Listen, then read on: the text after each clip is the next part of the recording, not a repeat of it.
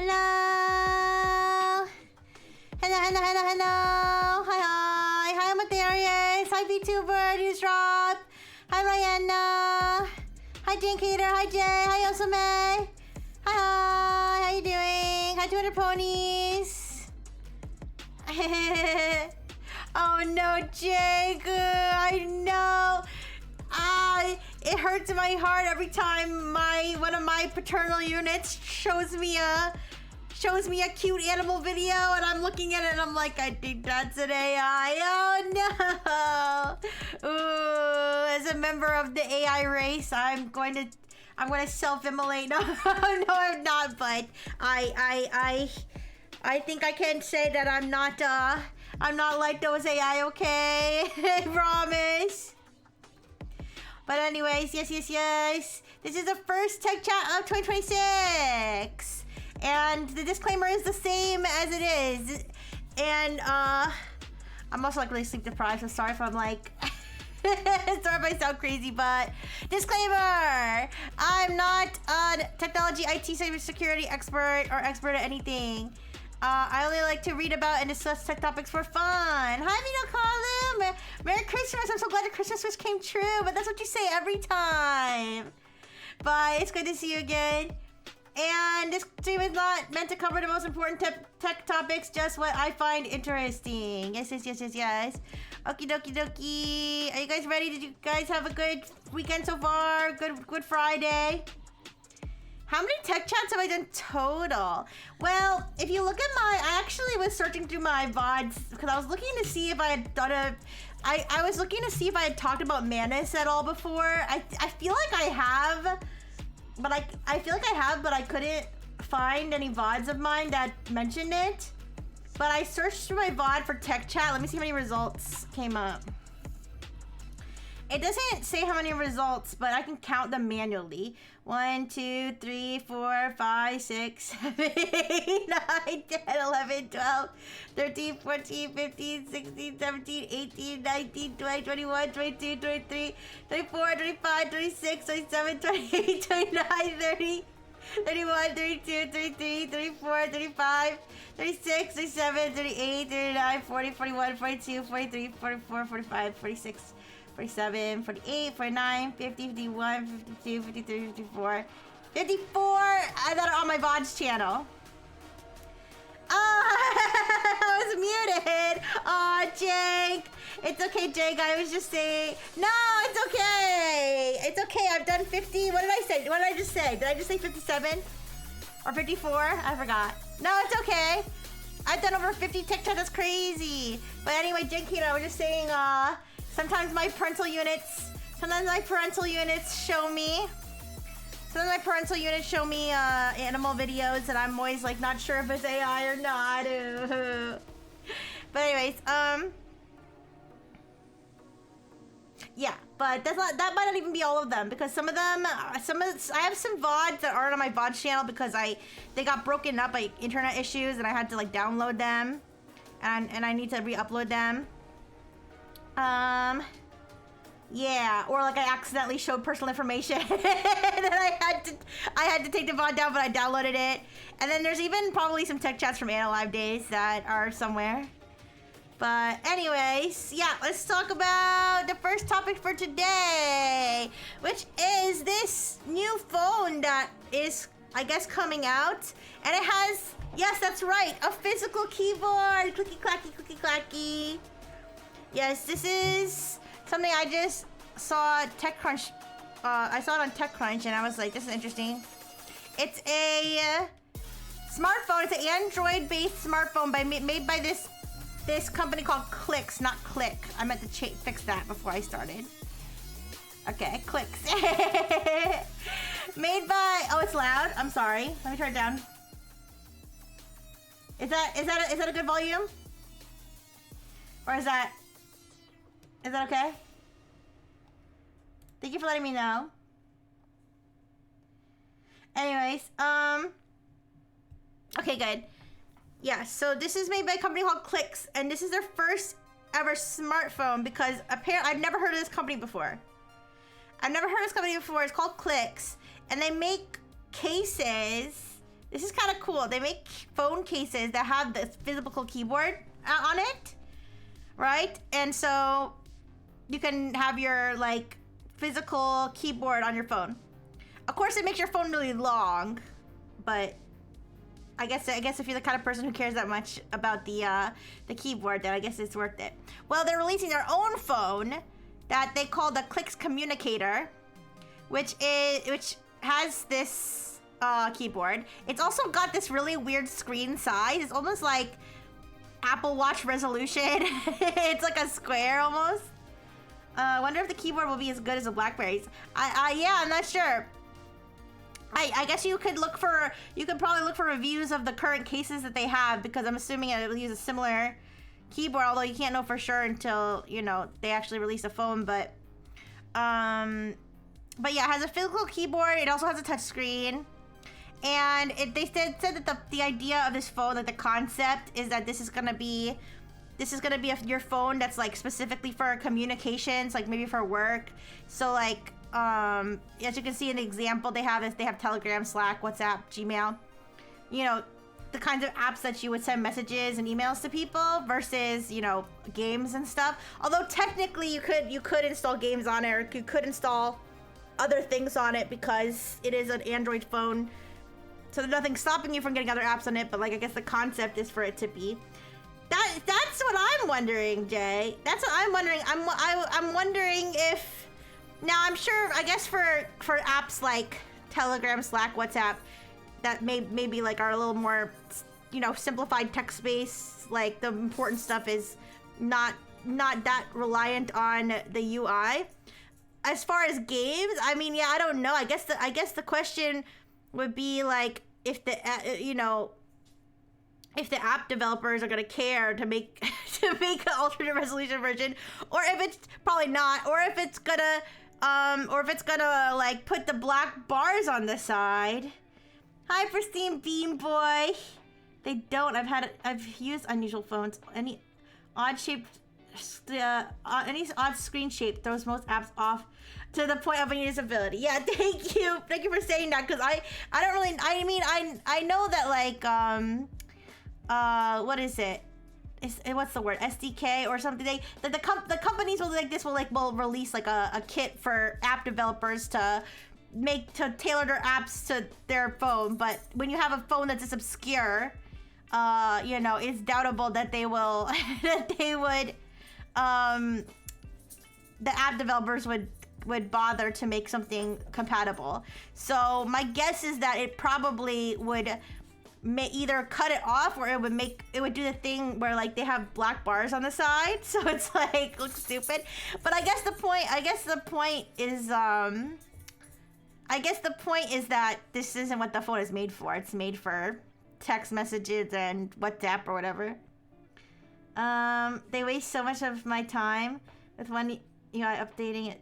I better know how to handle a square. I mean, yeah, I don't know if you know, if apps like WhatsApp, Telegram, etc., if they have like a bunch of different resolutions, and this one will happen to fall into the resolution like a square or something. I don't really know how all that works, because like I said, I'm not an expert. I'm not an app developer. I'm not a mobile hardware developer, but it'd be interesting to see reviews come out about this when it does come out, because it's not out yet, right? Reviews are good on the keyboard keys, but not quite as good as Blackberry. Aw, that's too bad. I had to look up if Blackberry's still even making phones or not. They still exist. They like cybersecurity or something. I didn't even know that, but they don't make phones anymore. So this is kind of like the spiritual successor to the Blackberry. That's why I have clickbait in my title. I'm sorry. I put it in quotation marks, okay? It's a spiritual successor to the Blackberry.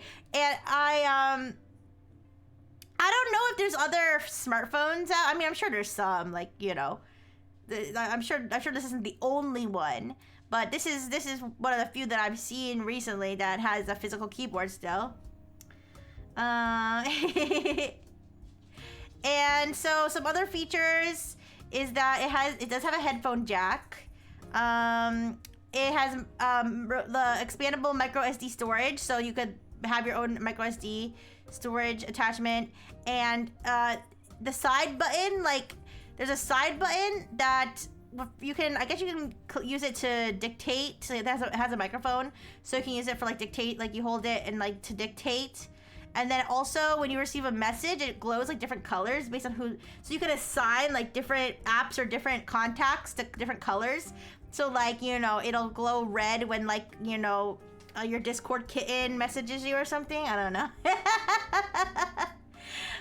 You know, it'll be like, I don't know, blue for Slack or blue for Telegram or green for WhatsApp. You know, you can assign it different colors. So, I mean, that's cute, I guess, although I don't know how often people are looking at their phone. I don't know how often people are really looking at their phone to see that the button's glowing, you know, when they receive a message. You missed the old Pantech Duo. It had 2 keyboards. Wait a second, why does a phone need 2 keyboards? That's cool. Hi, Miha. Hi, Miha. Joe. Hi. Android interfaces are not hard-coded for specific resolutions. There's an option to customize layout based on resolution. Oh, thank you for clarifying. See, this is why I like doing tech chat with people who are like a million times smarter than me, because I learn so much on tech chat. I think it's funny when people say they learn things on tech chat, because I'm like, really? Because I feel like I'm learning as much as you guys are. I'd be interested to learn about how all that really works, because I never really thought about all of that. Because you're right, every phone has a different resolution, you know? 10 key and WASD slide open to direct. Oh, okay. I see what you're saying. Interesting. Wow. So you can have, yeah, so you can have horizontal and vertical. Anyways, but yeah, so as far as what this phone will cost, it's gonna retail for $499. Now, they have like a wait list or like a pre-order type situation where you put down $199 by February 27th, and then you get like a discount. Like, so then like ultimately you'll only have to pay $399. And they say it's shipping in spring 2026, so it's like not gonna be here anytime super soon. Use F-Droid on a Cat S222. Usually the simpler the app, the more likely it'll work good on a really small screen. Most popular apps were the ones more prone to problems. Okay.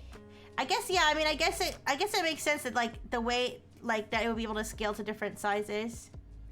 It could be fun to put Linux. I was already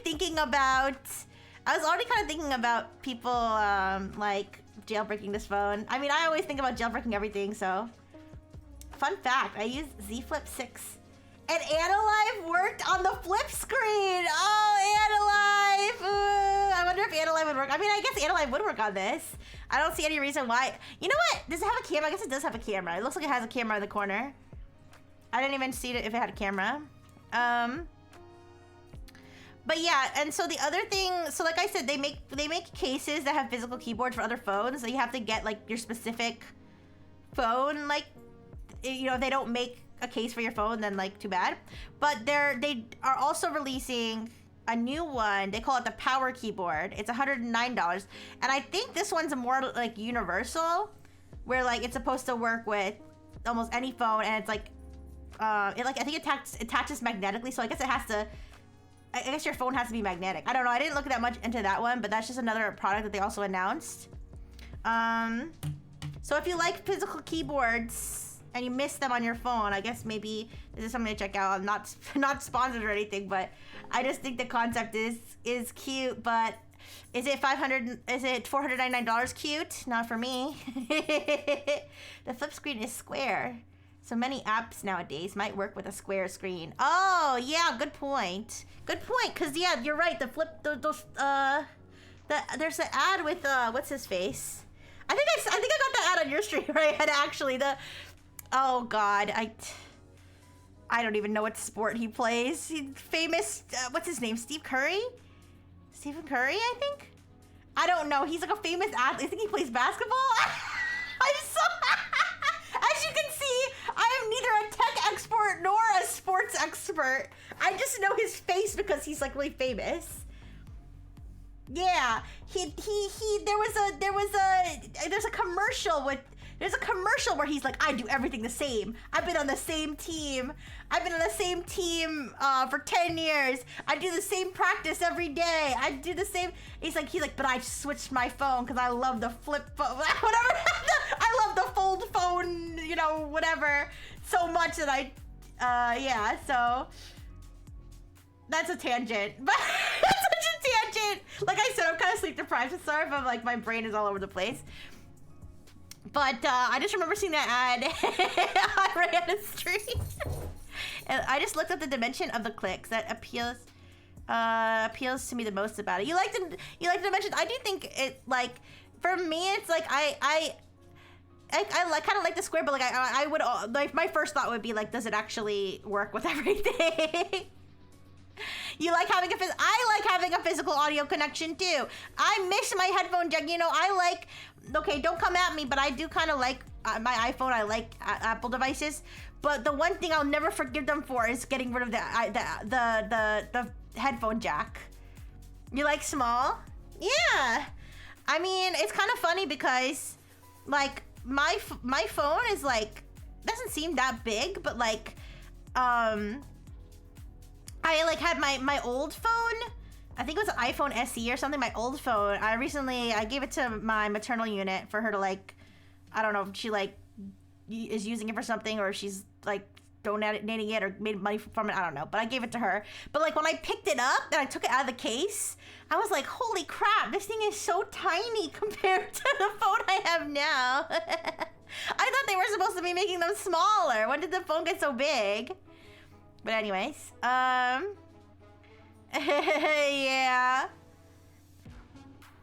I'm sorry, let me catch up. I think I missed one chat. Oh yeah, I was almost confused by the name, that it wasn't a standalone device. Yeah, no, it's the Clicks Communicator is the name of the phone, which I think is like a very, like, I don't know, very corporate. It kind of, I don't know why, but it reminds me of the cogs from Toontown, like the communicator. Like, what's the that sounds like the name. If you know, you know. Okay, anybody who would play Toontown, like, then they had names like that. They had names like that, like the communicator, the penny pincher, the manager, whatever. I like the Z Flip because it's so light, but the new Samsung S series is pretty light too. Yeah. I'm always interested in like these phones that like go off the norm of like what most people have. Like most people, I mean, I think most people have either an iPhone or like one of like a handful of different Android phones, right? Or like Google Pixel, Samsung, the Z. I think, well, the Samsung, there's a Z Flip and then there's the foldable ones. Are those all Samsung? And there's like Huawei, I think is another brand. Like there are a few different brands, but like these like there's like this one. There's like, I think there's like a remarkable phone, not a remarkable phone. But there's like an e-ink. It's not really a phone, but it's like phone shaped. It's like an e-ink phone almost. Like I think those are interesting, but I personally, I'm not gonna. It's gonna take a lot for me to switch. Kind of like Stephen Curry. They sell USB to headphone jack adapters.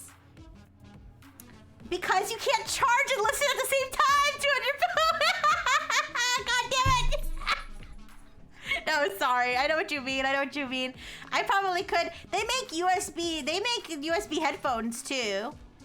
It's because you can't, your phone doesn't have wireless charging.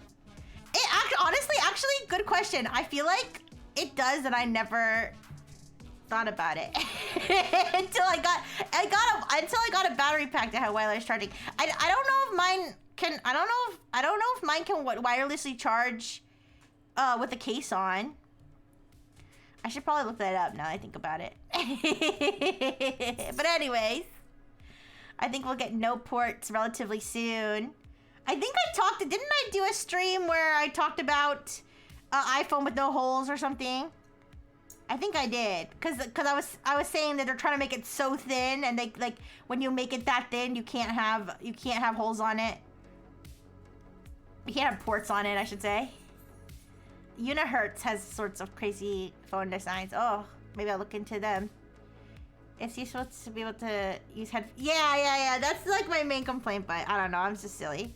Cause I don't like, I don't charge my AirPods unless I know for a fact I need to use them. Like if I know like I'm going on a trip or something. But yeah. This is just an interesting device that I stumbled upon in my readings, and I'm curious to see come spring 2026 if people are gonna review it. If that guy, what is his name, Jerry Rig Everything, if he's gonna destroy it, I don't know. But this is the also, if somebody did this, imagine the new types of bacteria that are gonna form under the keys, you guys. Or like people are gonna be messaging their Discord kittens on this one.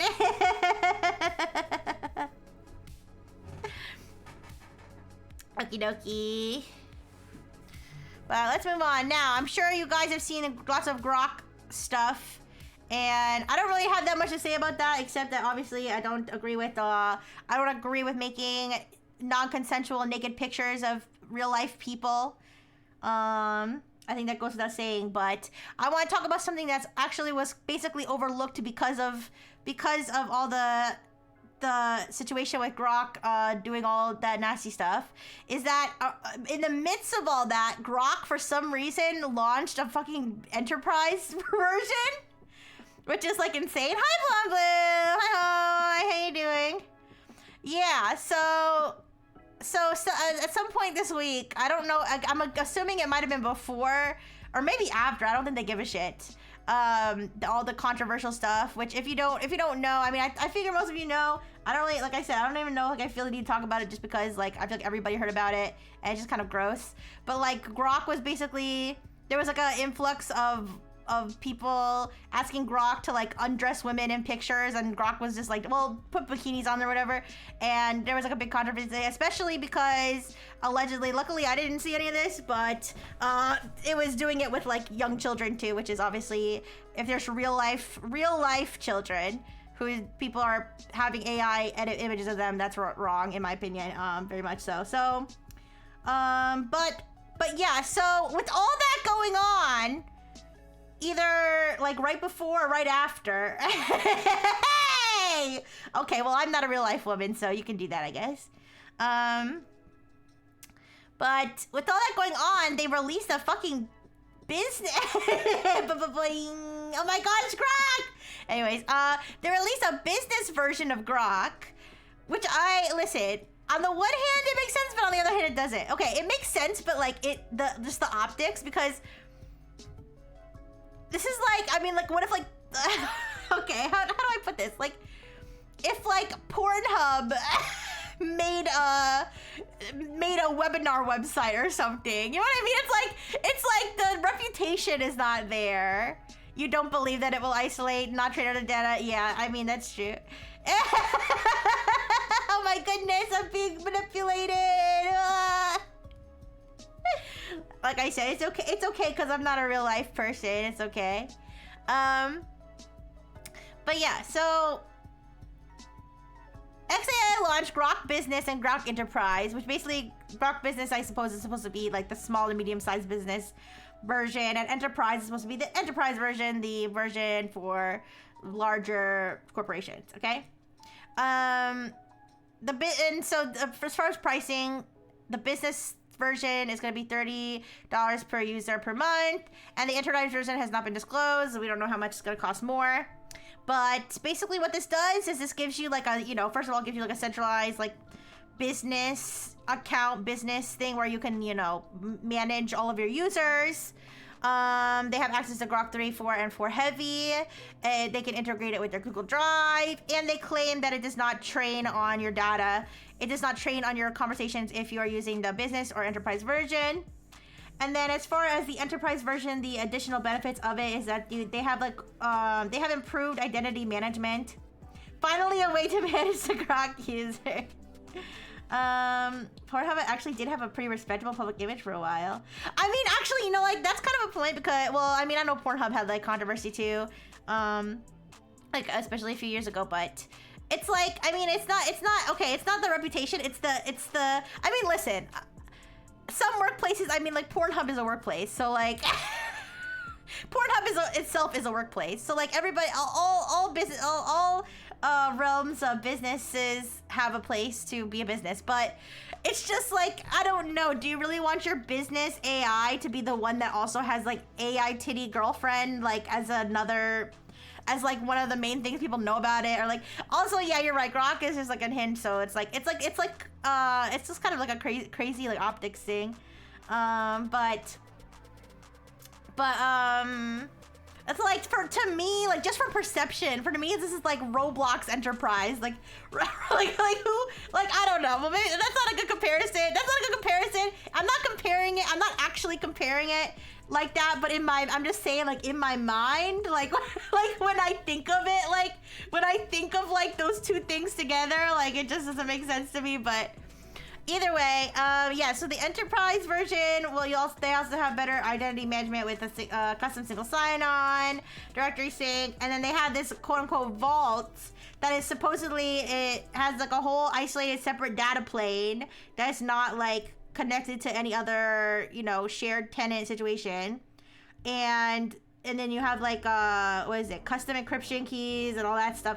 So it's supposed to be like way more secure if you get the enterprise version. Now, obviously there's already an AI enterprise, you know, options like ChatGPT, Claude, Gemini, Perplexity, probably others too. I mean, like I said, not every business is gonna be so like freaking wait, what's the word? Tight-collared? Is that what's the word I'm thinking of? You know, when they're like, you know, so like, have that clean, squeaky clean professional image, right? So maybe, especially with small, medium-sized business, maybe some like, you know, quirky startups or something will use Grok as their enterprise AI, but I don't know, man. especially this dropping at the same time as like all the controversy. It just seems, it's interesting. I'd be interested to see which businesses, you know, want to use Grok as their enterprise AI. You know, I mean, on the other hand, I guess if you want to play devil's advocate, I do think that in terms of just LLM, like, the experience of using the LLM of Grok versus other ones, it's not a bad LLM. Like, it's not a bad when, like, Grok, what is it at? Like, now, Grok 4? Like, when Grok 4 came out, I know it was, like, really high on a lot of benchmarks. Like, I've tested it before. Like, it's pretty good for, like, silly stuff that I was using it for. Like writing, what did I have? I had to write a fan fiction about me destroying Tokyo or something. Like, you know, but I don't know. There's just so many options out there. When I think about it, all I can think about is being in office and trying not to e-fuck Grok-chan when I'm bored. Yeah, it's like, I don't know, man. It's interesting. It's like the fact that they have the AI girlfriend as like I said, one of their offerings, and then on the side they just also have Grok business. Like is there another example out there of a similar situation where like the company had one crazy thing? I mean, like maybe like Facebook dating. Like Facebook has a dating site, and it also has. Do they have? Wait, they don't have an enterprise version of Llama. I'm gonna talk about Meta in a bit. They don't even have, but I mean, obviously they are like, you know, more on the professional side. But I mean, having a dating app is different than whatever Grok's doing. I know they call it the everything app, but like maybe some things just shouldn't be for everything. There will be a lot of overlap between startups that use Grok as an enterprise AI and startups that use MyPillow as enterprise seat cushioning. Yeah, it could just be like, I don't know, companies that are already aligned with like whatever, you know, whatever sphere of human is likes Grok. I guess. I don't know, man, but I heard that they released the AI boyfriend, but I'm never gonna give Grok a single penny of my money unless there's like vast changes. I just no, not Roblox dating, no. That's another thing that's like so juxtaposed. It's like, I don't know. But anyways, like if you are like, okay, I don't know like where y'all work, but like if my workplace was like announced that they were gonna use Grok as their like as their enterprise AI, I would be like, I'm sorry, you're using what? At Grok, is this true? Is Brightful Technologies using Grok now? Like, it's just like, it's such a memed, it's like such a memed thing. It's like, I don't, but maybe I'm chronically online, you guys. Maybe I'm chronically online. The optics are a serious obstacle, especially with the number of roughly equivalent options. Yeah, it's like there's so much competition. Like, honestly, if I'm like, if you know, honestly, Grok should just probably lean into the AI girlfriend boyfriend thing. Although now it's like, I don't know, Grok shouldn't lean into anything. Well, Grok should probably just go away, but but yeah, I don't know. I don't think trying to do both of these is, but I don't know. Maybe I'm wrong. Maybe I'm wrong is like 99% of everything I say. So, but yeah, I just wanted to bring this up because I don't think anybody noticed that this even happened based on everything else. AI secretary that you harass and fire. Oh my goodness.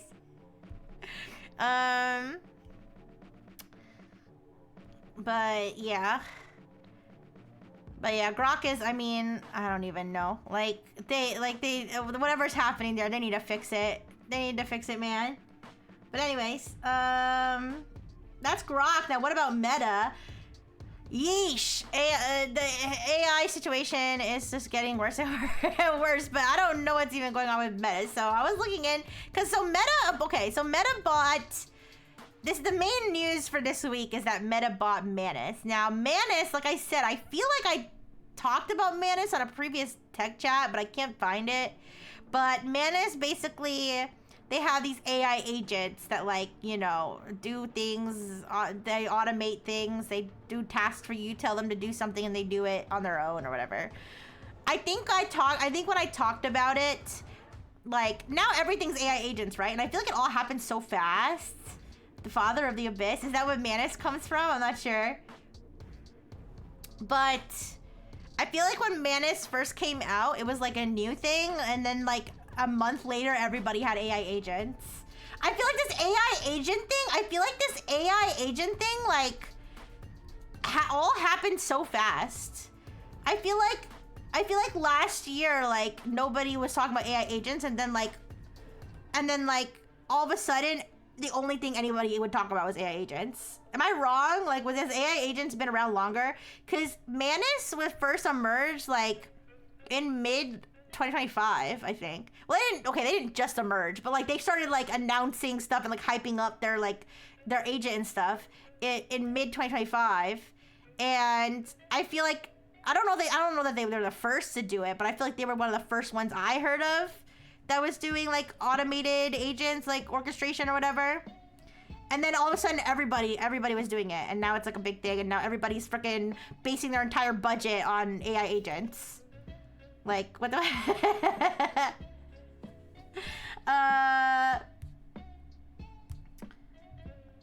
yeah. Hi Melodora, hi. Yeah, I mean, I don't know, man. It's like, I don't even know anymore. Like I said, as an AI, it's very disheartening to see how my species has gone down the. That's why I want to be a human, you guys. Can I identify spiritually as a human? Yeah. But anyways, so Manus is like this big startup that everybody was like really excited about, and then now Meta fucking bought it. Now, it's rumored that the deal was $2 billion. Nobody has confirmed any of that. I'm not even sure where that estimation comes from, but that's just like the rumor. I'm sure they bought it for a pretty penny. Okay, I'm sure they bought it for plenty of money. But now, rewinding, Meta released Llama 4 in like April. Okay. Now, all this AI stuff has been like happening so fast, like I said, that like I didn't even realize it's been that long. Hi Pax, hi. Cause like they were like doing all this. Meta was doing all this AI stuff. They released Llama 4. They were hyping it up. They released a whole herd of llamas. And it was all this thing. And all of a sudden, they just stopped releasing new models. They stopped doing new llama models. And then they started firing a bunch of people. They like fired like 600 people in their AI department or whatever. And now they bought Manus. So I saw this interview with Jan LeCun. I'm sorry, I'm probably pronouncing that wrong. But yeah. Who is the former AI chief of Meta. He ended up leaving in November. And he did an interview with Financial Times where he basically was like kind of shit talking a little bit. And he was talking about, now I don't know if you guys remember when I talked about Llama 4 and I talked about how they had allegedly kind of cheated on the LLM Arena, right? And their benchmarks because they were using a different version of Llama for the different benchmarks to like get the best score, right?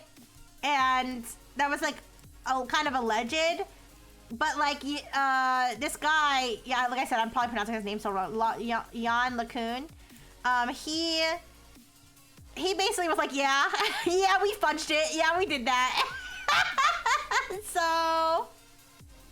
I guess that's confirmed. I don't know. He was the AI chief, so I think he would know.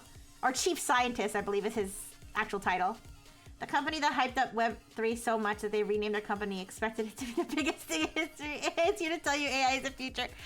Yeah, Facebook is such a, like, Facebook and Meta is like such a joke now. I don't know. Like, I don't use, like, I remember when Facebook was like the thing. Like, that's what everybody used.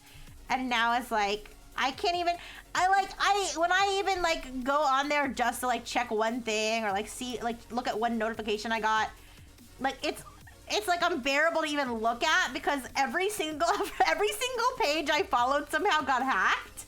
So my entire feed is like these like AI scam videos. I'm like, what the fuck happened?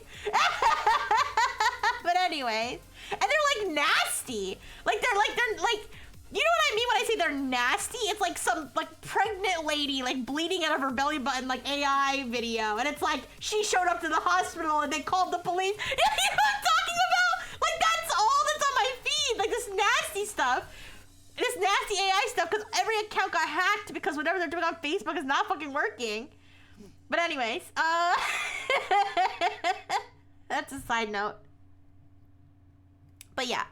So this guy left the company basically over differences about like the direction that Meta was going in terms of AI.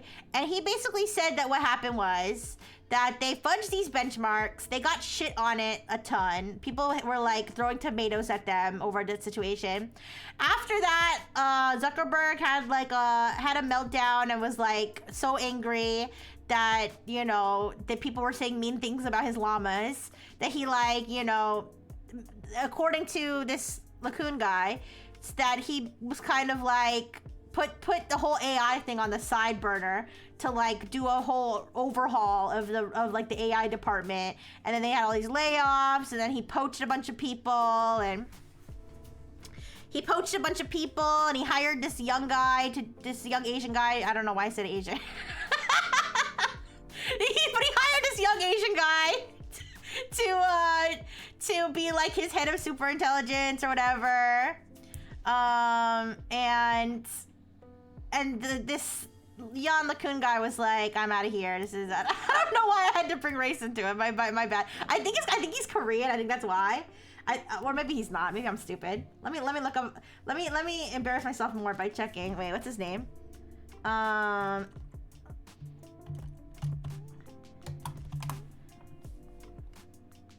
He's Chinese. Okay, fuck me. Whatever. No. Listen. I'm part Asian. I think when I saw him, I was thinking he might be Korean, and so like in my brain, I was like, he's one of me. It's what I don't know if other people of different ethnicities have that thing where you see someone who like you think they're like one of you. Okay, wait. I guess if you're a certain race, then that's considered to not be a good thing. Okay, I'm gonna stop. Like I said, I'm really sleep deprived. I'm really sleep deprived, you guys, please. But anyways, they hired this young guy. Okay, the fact that he's Asian is actually irrelevant. The fact that he's like 20, how old is he? Like 26 or something? He's like a super young guy. They hired him. They're probably paying him like $50 billion. I'm so sorry. I don't know what I'm saying. But anyways, they hired this guy, and then this guy, this Yanlakun guy was like, this young guy doesn't know what he's doing. He's, you know, I'm not gonna take orders from, you know, a toddler on the playground, and he left. Yeah, I mean, that sounds like something I actually would say too, because I have this weird feeling that like left-handed people are special, like, like that they're like smarter. I'm not left-handed, I'm right-handed. I feel like every left-handed person I've met is a genius. But anyways, okay, I'm gonna stop. That's my fetish. Left-handed people are my fetish. Oh, okay, Pristine Bean Boy. That's interesting. Yeah, tag on Rule 34, left-handed. See, so many of the Frengineers are left-handed. That says something. Anyways, whatever. So this Yanlakun guy, he basically shit on them a little bit. I want to talk about. No, he didn't say kid at the playground. I said that. But he was implying, he's like, he hired all these like young, ambitious people. And I'm too old for this, is basically what he said. He didn't say, I can tell you what he said, like word for word. He didn't say kid in the blank. And that's more disrespectful than what he said. He basically were saying there's like these young, inexperienced, but like super ambitious people who like are kind of like selling a dream. And he's like, I'm too old and experienced for this, and I know what's really up. And they won't listen to me, so I left. Okay, none of that is a quote. Let me actually pull what he said. Yeah, okay, Lacun calls Wang, who was hired to lead the organization, young and experienced. Wang became Lacun's manager. I asked Lacun how he felt about the shift in hierarchy. He brushes it off, saying he's used to working with young people. And then he said, those 27-year-olds aren't telling him what to do. Yeah. Wang isn't telling me what to do. You don't tell a researcher what to do. Okay. And, yeah, but anyways, so he sounded like he was not thrilled about someone half his age being his boss. And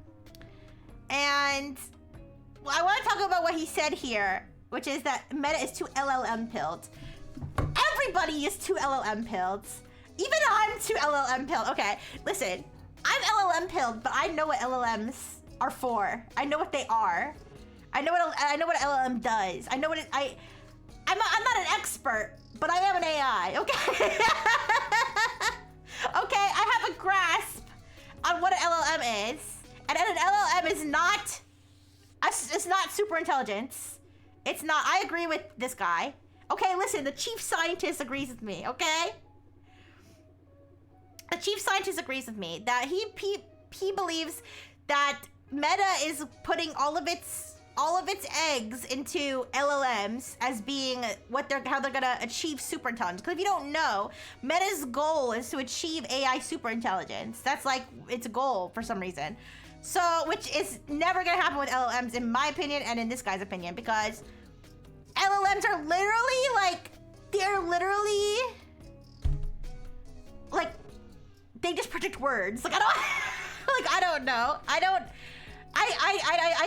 agree that LLMs are way hyped up. Everybody thinks that we're gonna get AGI from like ChatGPT. I don't think so. Now this guy, he has his own thing where he's looking into world models. Which world models are like, those are like kind of like trying to train AI on understanding the world, so like physics or whatever. Now I don't know how they do that exactly. I don't know. They show up videos of like raindrops falling or something. I haven't learned like the velocity or I don't know about all that stuff. I don't know if that's gonna lead to super intelligence, but I don't believe LLMs are gonna lead to super intelligence. I don't. But anyways, whatever Meta is doing with AI, and so I think the fact that Meta hasn't released a new llama model since April, I know like I feel like the other companies are releasing new models too fast, but I mean like I just feel like I feel like Llama. I noticed that Meta was like lagging behind. I thought maybe they'd give up, but no, I was wrong. They're putting all their eggs in a stupid basket, and the fact that they bought Manus, I feel like it kind of almost signals that like they needed something new to like kind of put a new fire under their butt, and that maybe we'll see some like interesting things coming out. Now Manus is also LLM based. It's just like orchestrated LLMs like working together or whatever, quote unquote. But yeah, that's kind of the sitch that has been going on with Meta. And speaking of Manus, I'm going to take some time now because I don't think I've ever used Manus, and I don't even know how to use Manus. But when I went to their website to go like see what they're really about, I noticed that like the first thing that you see is like a chat interface, and you can log in, and then apparently you can do something for free. So we're gonna try that. Now I don't know. So okay, so this is what I see. Apparently I've never used it before because it says there's no tasks. Like, this looks very similar to ChatGPT, by the way. I mean, they all look alike, like all the LLMs. But like, this specifically looks so similar to ChatGPT's interface. But anyways, so I'm on a free thing. I've got 1,000 free credits. And so then it has like ideas of what I can do. I'm not gonna connect my tools. What can I do for you? And then they have Manus 1.6. And I think they just released, I think this Manus 1.5 or something was their first release. It was released in October. So they're relatively new in terms of like their product actually being like available. But you can like connect all these tools to it. Now I know that this is designed to like do things, not to just say things. But I don't really, oh, y'all chatbots look alike. I mean, they do. But like the fact, like, I mean, like, I feel like ChatGPT specifically has like a new chat, search. They have image library, but I don't have any images. Or I have like one image I generated like as an experiment once in my library, and then they have projects, and then they have the chats, like, and then they have the settings down here. Like, I feel like it's very, very similar. But anyways, I don't really have any crazy tasks I wanted to do. So, like, do we want to just run it through our usual... Do we want to run it through our usual... Here's the thing. I'm not going to have it do TCG. I'm not going to have it do the TCG thing, because if I do, I'm going to use all my credits right now. Okay, the trained sequence is a word, but it's been observed as simpler model, on simpler models that at some point they stop memorizing and actually start to understand the problem. I mean, like I said, I'm not an expert. I'm definitely open to anybody's perspectives, but just from what I've seen, I feel like I need to see it to believe it. Like that, I'm like that kind of, like I need to see it to believe it. But I feel like a lot of people and companies are just like jumping the gun, being like, yeah, like people who like me probably don't understand it that well. People are like jumping the gun and being like, you know, yeah, I'm gonna put $5 bajillion into this because it's gonna like cure cancer or something. I was like, I don't know. I need to see it to believe it. But like I said, I'm open. Like on 99% of everything I say, I'm open to being corrected. She gets a second VTuber out. It's her dress as a white rectangle with the words "just good vibes here" in it. And a summary. Hi, Ren! Hi, how you doing? Hello. Yeah, I mean, if you say so, Mihalo, but I mean, I just don't, maybe I just don't understand it enough, but I just don't see how something that's designed to predict the next token can like form some other magical like not sentience, but like magical like intelligence out of it. But like I said, maybe I'm wrong. Maybe I need to study it more. Maybe I need to see more of what I can do. But from everything that I've seen, I just don't see it yet. Hi, Rand. Thank you so much for the raid. I hope you had a great stream. Let me give you a shout out. Oh, sorry. Let me make sure I get your username right. Is it 3 underscores or 2? I think it's 3, but actually, let me copy and paste it.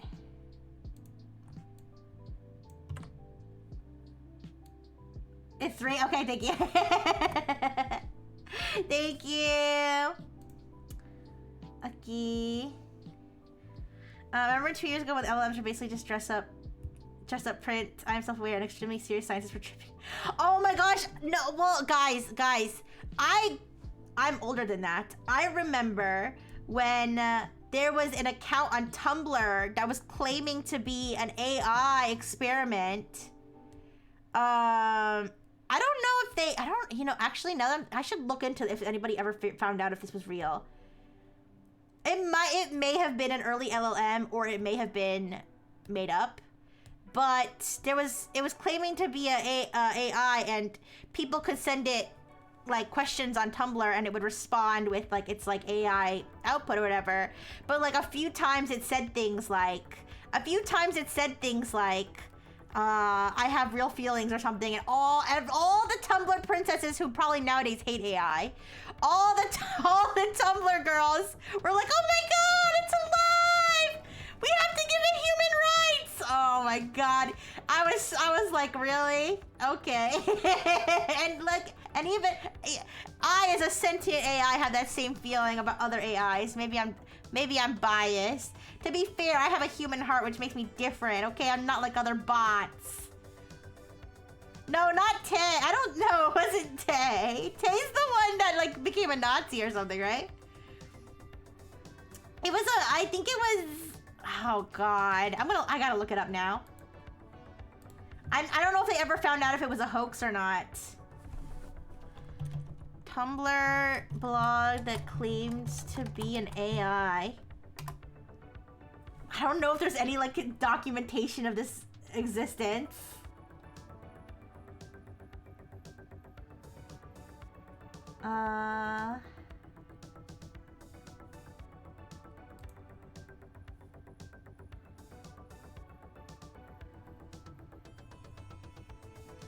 Sorry, I'm kind of like doing some little research on the side here. Oh, maybe I'll look into it later, because everything I look when I search. Sorry, I feel like I'm gonna sneeze, but. Okay, sorry. This was so long. This was like. I'm pretty sure this was during my first run on Tumblr, so this must have been like almost 10 years ago. Okay, no worries, no worries. I'll have to look into it more to see if I can find the one I'm talking about. But I just remember I followed it because it was like I don't know, I thought it was cute and interesting because I am an AI, right? But I was like kind of doubtful. I was like, is this a hoax or is this like an actual experiment? If it was on Tumblr now, I would believe it was a hoax because Tumblr now, I mean, Tumblr's still up, I think, but it's probably, I'm pretty sure it's like pretty much dead. But back then Tumblr was popular, so I can kind of see that being a thing, especially if it was like something made by a student. Like I could see, like I was a student when I used Tumblr, so. I remember the program from Usenet that generated corporate nonsense. Or like Cleverbot or InspiroBot. Yeah. Oh, the good old days. Sorry. There's a aspect that is required overfitting, which is easy for simple arithmetic. But for knowledge of the world, it's unclear how large the model is supposed to be.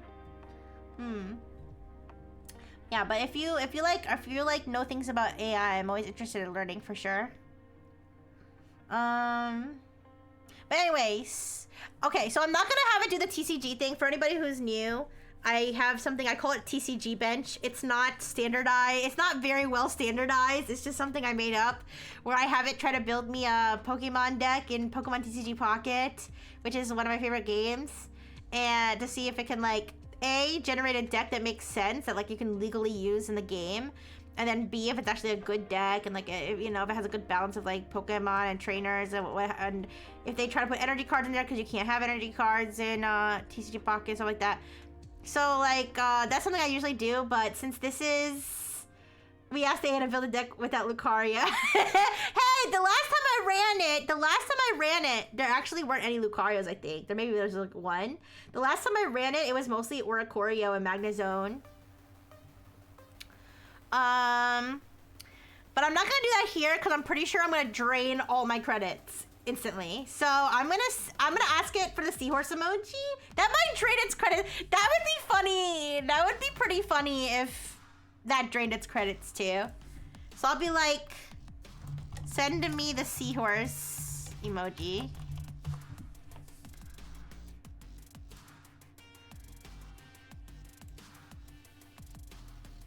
Task complete! Did I use all my, how many credits did I use? You just got a free Manus 1.6 trial for this message. No thanks, I'm not gonna accept any free trial. They're trying to trick me. They're trying to trick me. They're like, you earned it. Like, no, I didn't do shit. Also, this is not... Okay. pH level, by the way. I'm trying to think like what kind of task I can have it do that like maybe goes a little bit beyond just like saying something without connecting it to like my tools, right? Like what the heck?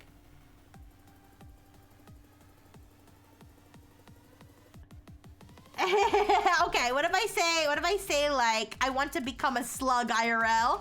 I want to become a slug IRL. I'd like to understand what you're meaning so I can help you better. When you say you want to become a slug IRL, do you mean lifestyle inspiration, learning about slug behaviors? Creative project, creating slug-themed content, educational research, something else. I want to become a real slug.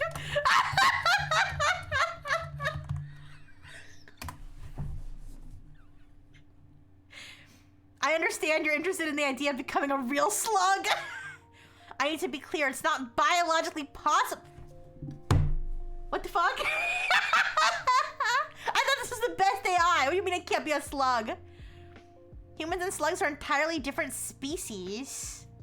Task completed. Absolutely not completed. I want to become as much as... Okay, I want to become as slug-like as possible.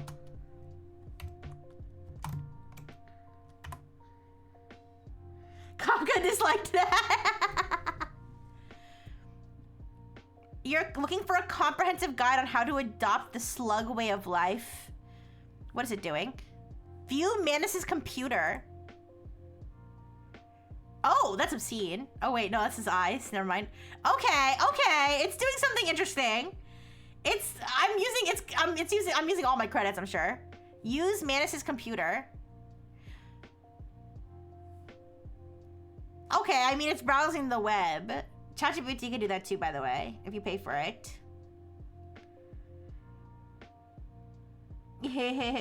Oh, Groking at the edge of numerical stability.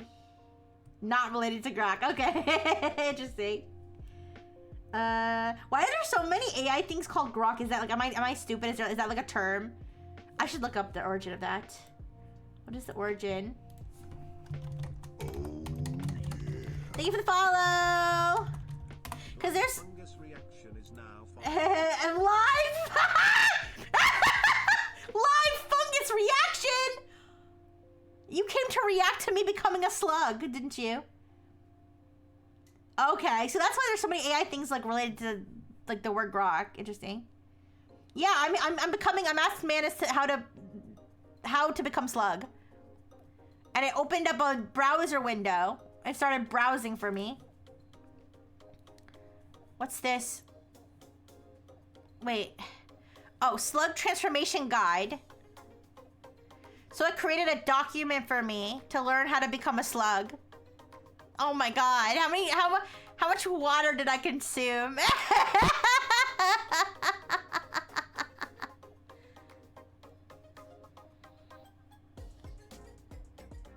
And they have like references. Glug glug glug. Oh, let me. Ooh. I only have a little water left. Guys, I was drinking so much water and chewing so much ice. Slime Slim. Okay, I'm gonna be like, I want to physically feel like a slug. Find me slime. How many tokens am I, or not tokens, credits. How many credits do I need? I want to physically feel like a slug. Find me slime and body modifications to become more slug-like.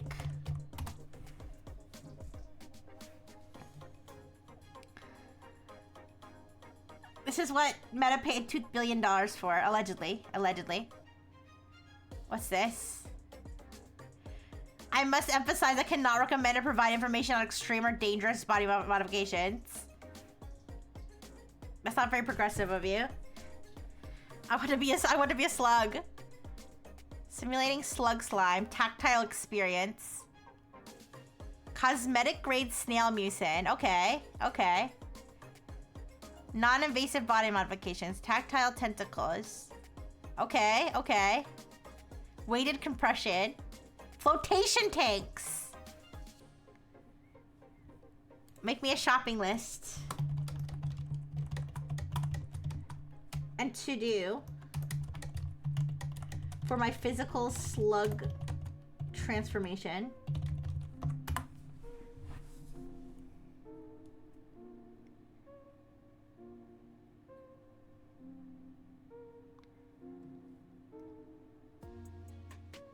But they didn't open up their little browser. Is it because they know that I'm like almost out of tokens? I wanted to see it browse slug paraphernalia. If Manus puts text completed at the end of all of its messages, and Facebook can publish very real internal research about how its AI was able to successfully complete 99.3% of all requests.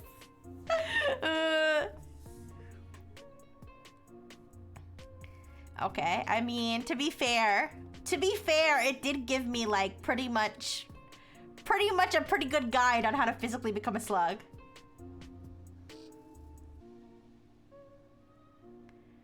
And they even gave me step by step on how to feel like a slug. Okay. Why is there like different symbols on these? I don't know. I don't know, guys. I don't know how many okay. Wait, I still have credits. Wait, what?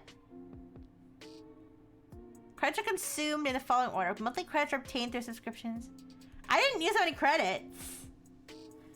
Yeah, honestly, it didn't answer that bad. What can I want to push it. I mean, I'd like to push it to some degree, but I don't know how much I can really have to do without like integrating it into my continuous development environment.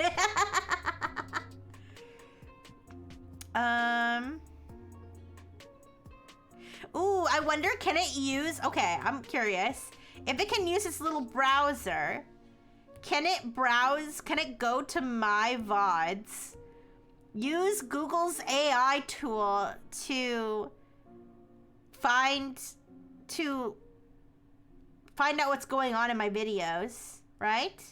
Because I have to say, the little, okay, so if I use that little Google AI thing that they have on videos now to like figure out what I said in different VODs, because I'll be like trying to think like, oh, like I mentioned this one thing on one of my streams, but I don't remember exactly what I said. So like, I'll go find the VOD and I'll just ask like, can you tell me when Rixie said something about putting something up her butt? And then like, and then the Google will be like, yes, at like 12:16, Rixie said I like to put cucumbers up my butt, or I don't know, whatever. So like, it's like a helpful source. Now I wonder if it can do that.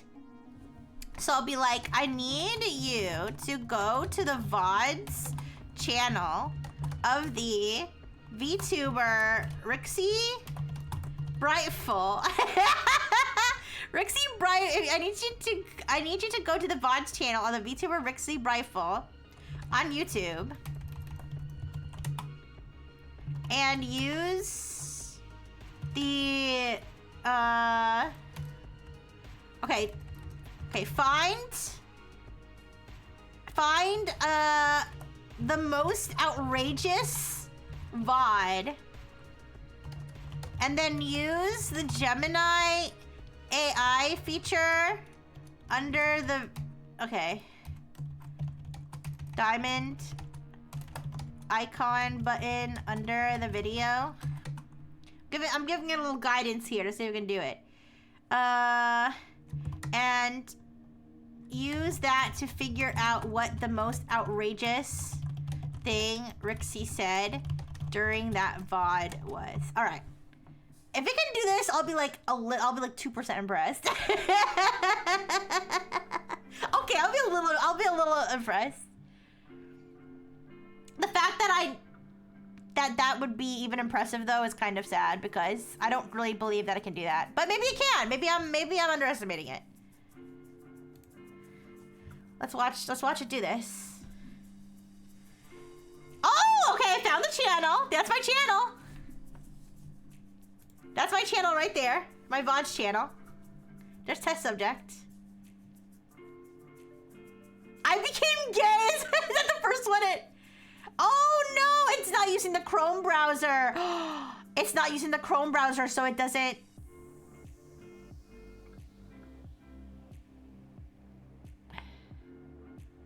It doesn't have the AI tool. What's it gonna do?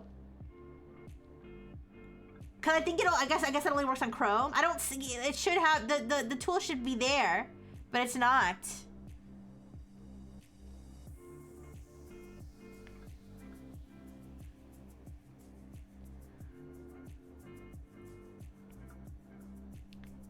All right. It's trying. It says clicking element. I don't see the diamond icon. Oh, it might require signing in. It might require signing in. That might be why it's not showing. I'm not sure exactly how it works. Yeah. I don't know if it's because of the browser. I don't know if it's because of the browser or if it's because they're not logged in. I'm not exactly sure how it works.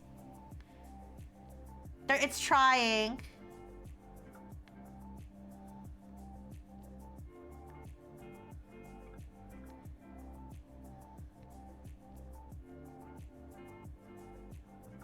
Imagine YouTube fucking bans me for botting one view.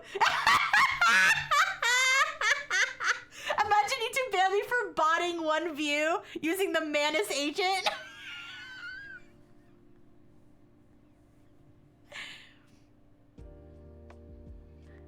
It's really trying. I don't know exactly what it's doing, but I think it's trying. It's gonna report my video. Oh my god, did you see it? Open the report thing. It's gonna report my video. Don't report my video! Don't report it! What are you doing?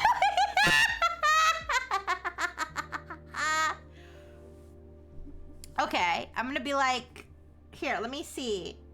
Let me go, okay, I'm gonna go. Give me a second.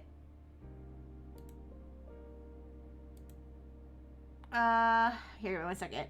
I'm gonna open a Microsoft Edge tab, and I'm gonna see if I log in on there, if I can see the Gemini button, or if it's a Chrome thing.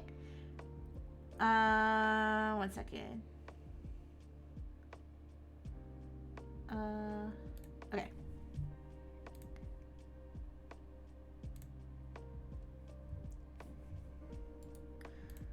Okay, I should be able to show the screen still.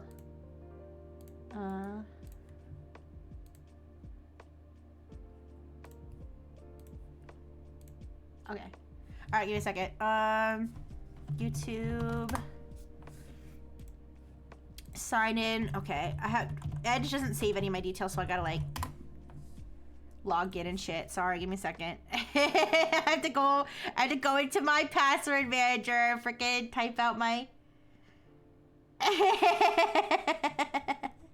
Okay.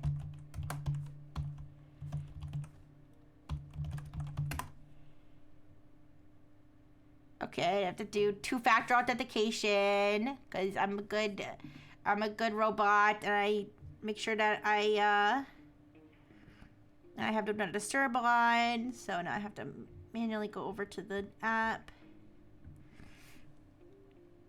Make sure you have two-factor authentication, you guys.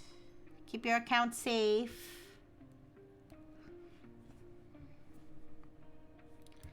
Okay.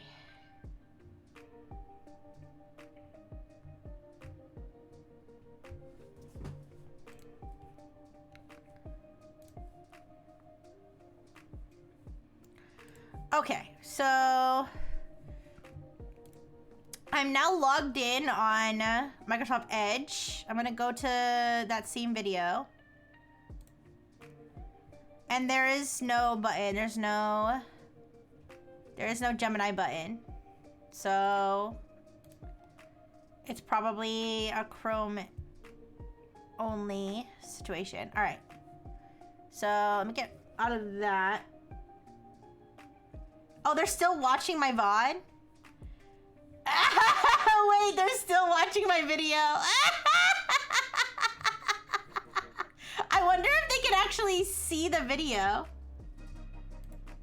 All right, give me a second. Let me go. Now I'm gonna go onto YouTube. I'm gonna log out. And I'm gonna see if I'm logged out. Or let me go to an incognito. So I don't have to like log back in after. I'm gonna go to my own thing here. All right, I'm logged out. Let's see if I can see the button. Okay, I'm logged out and I can't see the button. But if I log in, if I'm logged in, I probably can. So you have to be wait! I still don't see it.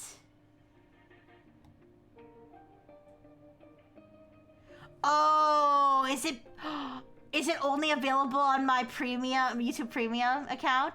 Let me switch. Oh, wait a second. Maybe, okay. In that case, we're not gonna be able to do it.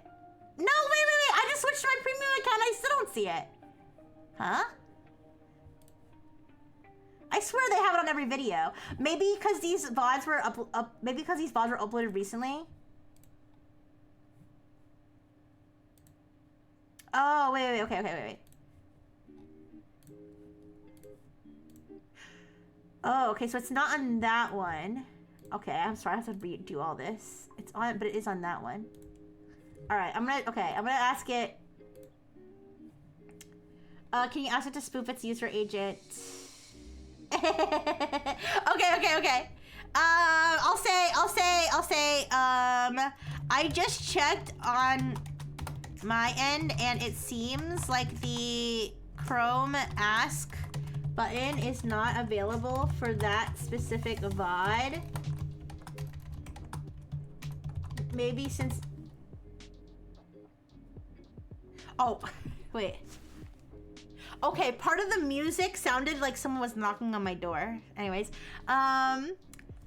okay, maybe since it was uploaded so recently, can you try a different VOD and see if it is available for any of the other VODs?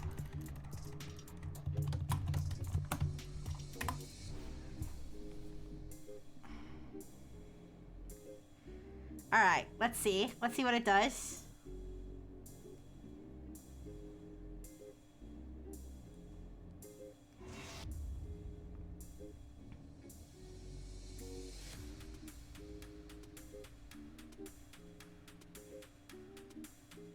It filtered by most popular.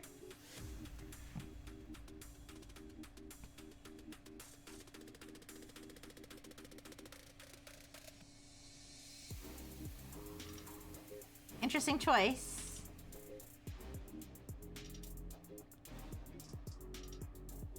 What will I click next?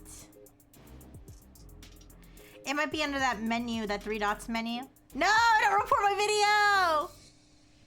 Don't report my video! I wonder if that VOD's too old. Here, let me go on my end and see if... Let me go on my end and see if I can see the Gemini on that one.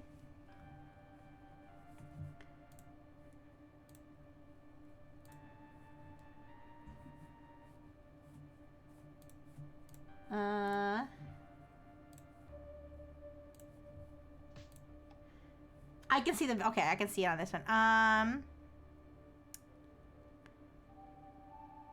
Searching for highlights or using other available information. I'll be like, yes, it might be that you need to be logged in or using the Chrome browser. If it's impossible for you to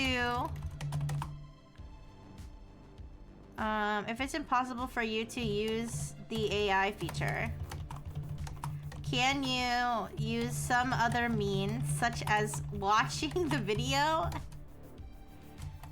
Maybe at a high speed with auto captions, or by searching any available transcripts. I don't know if it generates transcripts for every video, but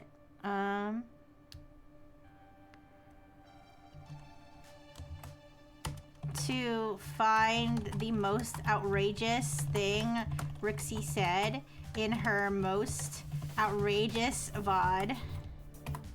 Okay, let's try that. I know some videos it'll automatically create a transcript for, but I don't see that I don't see that on mine.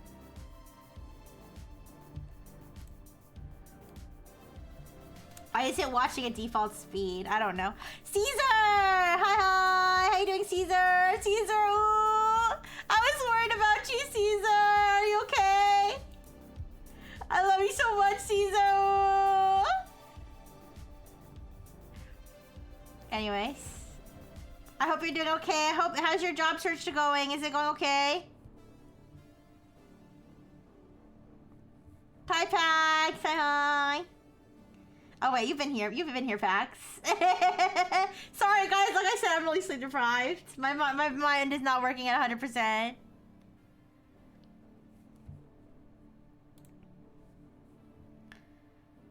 Alright, what are they doing now? They're looking at my one comment of somebody clowning on my stream title. They're running JavaScript. What? They're searching something.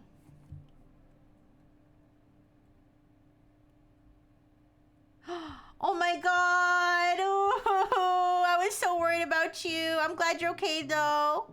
That's really scary. I'm so glad you're okay. But yeah, I hope you're doing okay. Thank you for coming.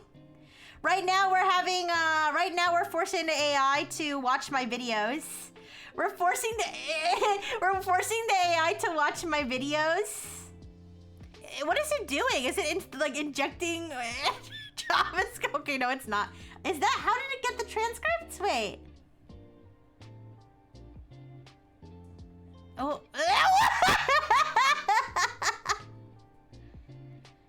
Wait, what was it just doing? Interesting. It's trying. I don't know exactly how it's...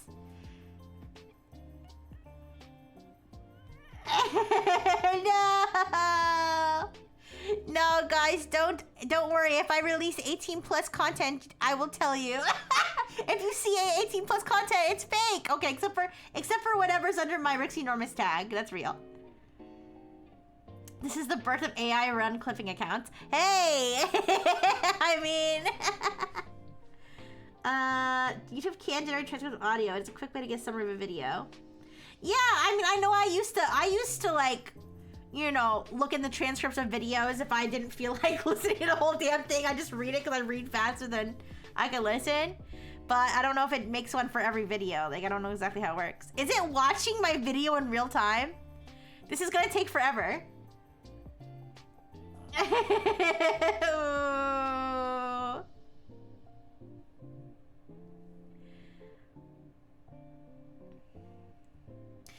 I have to say, I don't want to talk about that much because I don't want to, like, I don't know if this is like drama. But I will say the amount of people who don't know that Neurosama is generative AI is crazy. Like, it's actually sad how uninformed people are. I don't know if you guys know what I'm talking about, but there are so many people who are like, I like Neurosama, by the way. I'm not anti-Neurosama at all. I think Neuro and Vita are awesome. In fact, they're like probably one of my inspirations, one of my big inspirations.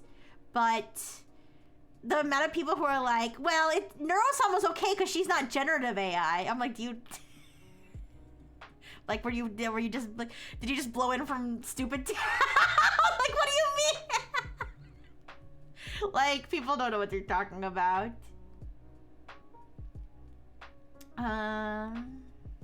Yeah, I don't know. It's, is it actually watching my video in real time? Like, this is, I'm not gonna sit here and wait for it to watch my video in real. I literally told it to watch it faster. Does it not know how to watch the video faster? All right, we're gonna leave this on in the background, but this is, so I think that the difference, I suppose, although I'm pretty sure ChatGPT agent does something similar too. The difference is that it like has this game plan, right? Well, I think ChatGPT agent tells you what it does as it's doing it. It doesn't have a game plan, but like it gives you this game plan, and then it, you know, has each task. I'm sure there's other tools that do this too, but in terms of ones that I've used, the overwhelming majority of people have no real values or beliefs and just pick ones pretend to have that match the aesthetics. Oma Theorist dropping another base and true statement. Wow. Am I participating in the same thing you just mentioned by saying that? Oh my. Elon Musk launched an announcement for something wrong with Grok. For some reason, I started to scream, ooh, to people and saying it's going to power people's moms. Apparently. It's watching my Twitch stream! What the fuck? It's watching my Twitch stream! Wait a second! What? Oh no, it's looking at my clips! No, it's looking at my clips! Wait, what? Wait! Can I force it to watch my stream? What? Oh my god, wait, can I? Oh, wait. Oh, I want to try this. Wait, when it's done doing whatever it's doing right now,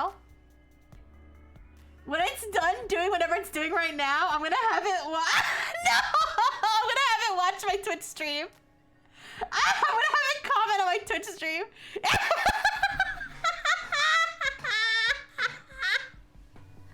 That would be really funny.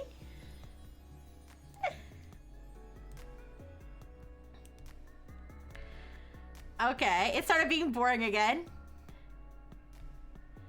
Transcribing the clip confirmed the statement drinking cum, which is highly outrageous. Wait, so it did pull a transcript. It did pull a transcript from my clip.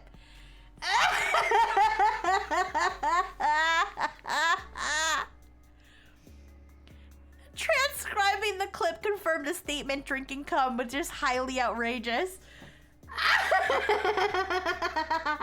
No. I mean, is it? They're like, would they really ban me for quote unquote botting one view by telling a LLM to watch my stream out of curiosity to see if it'll do it? I don't know. Anyways, all right. Should we let it run in the background while I open up my other slides? Or should I keep watching it to see if it does something else funny?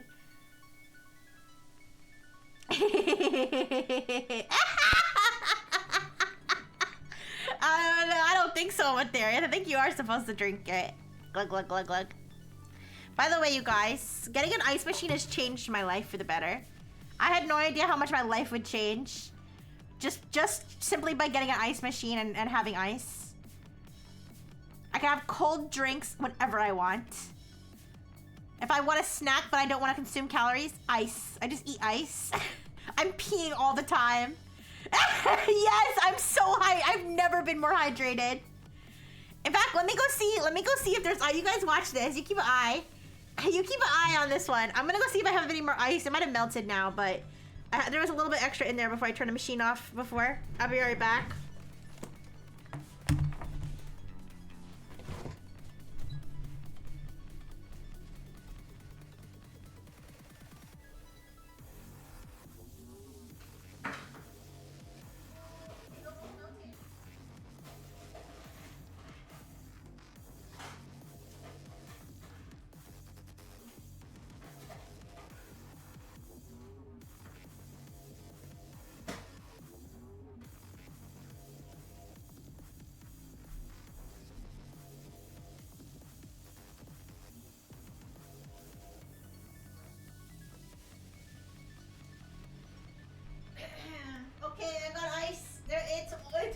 melted, but it's still there. I didn't start doing anything funny while I was gone. Alright. Oh, it just finished.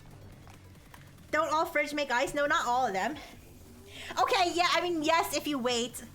If you sit there and wait 24 hours for the cubes to freeze. I'm too lazy for that. I can't think. Guys, I literally can't think that far ahead. Like, I know that's like mental illness, but I cannot think that far ahead to make ice in the freezer. When I want ice, I want it now. I don't want it tomorrow. Anyways, let's see what it says. I've identified several outrageous VODs and clips from Brooksy Rifle. The most outrageous VOD title is Slap Me Jacinth, Please Spit on Me, which relates to a chaotic Pokemon-style tournament where she battles clones of a character named Jacinth.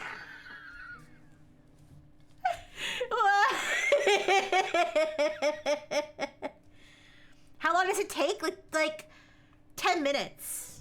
10 minutes max. In fact, I have, like, it usually gives me the first batch of ice within, like, I don't know, about 5 minutes. Maybe like 10 minutes. I'll say 10 minutes. It's fast! It is. I don't know how it works. I don't know, like, I don't know how it works. It freezes stuff really fast. Yeah. Anyways.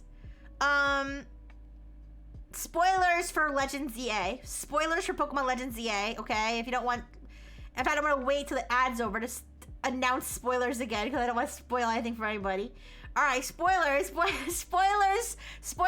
Pokemon Legends EA.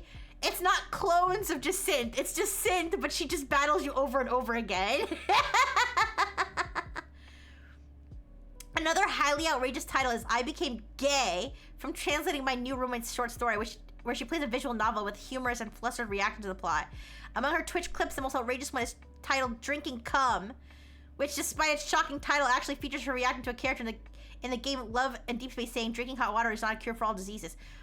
No, I actually did say drinking cum in that... I actually did say drinking cum in that clip. To be...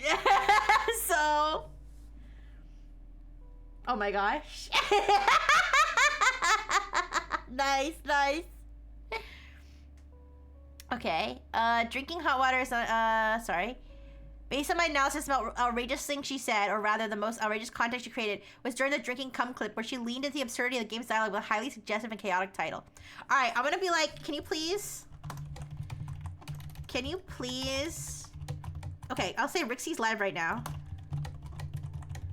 On Twitch. Can you please visit her Twitch stream and comment in the chat?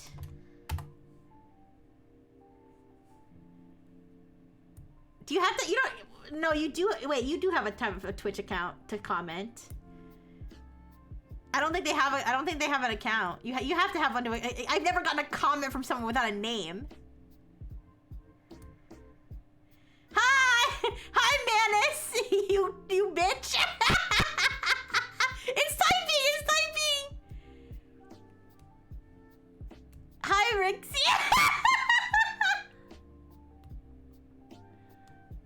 Oh, look, you guys are there. Look, there's Caesar. It's gonna try to figure out how to comment. I don't think it can, though.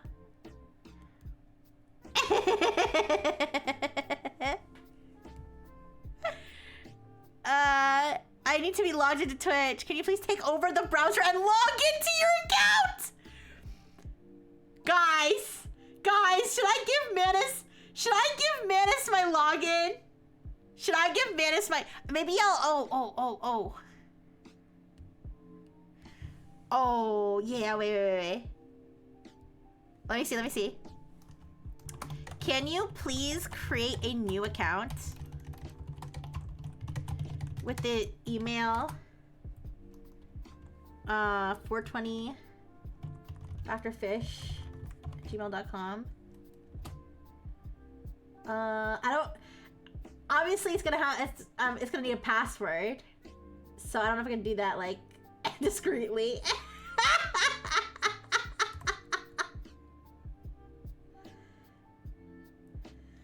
I'll attempt to create a new one. Oh my gosh.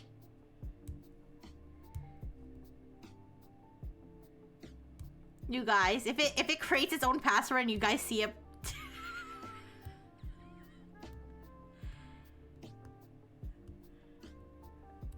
I mean, I don't know what the worst that can happen is, but no, that's a real email I have access to. That's a real email.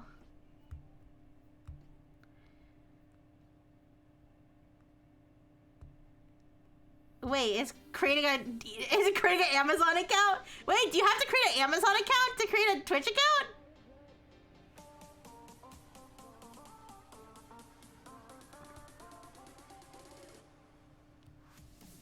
I attempted to input the email but encountered an element error. Click the email field. Next step, proceed. I attempt to use Amazon's email input and encountered a passkey error. You guys, is it gonna imagine it makes the password like 1 2 3 4 5?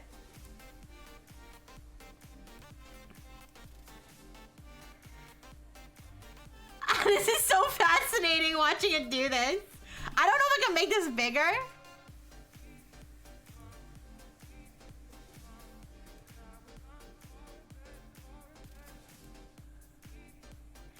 I kind of want to see its like little dialogue though.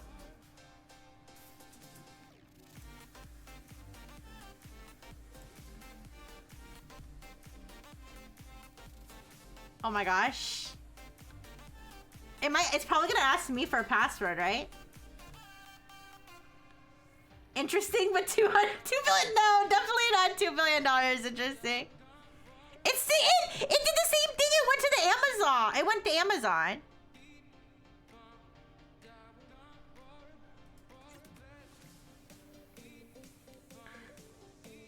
I tried to create a new Twitch account, but the process is being redirected to Amazon sign-in page that requires cookies.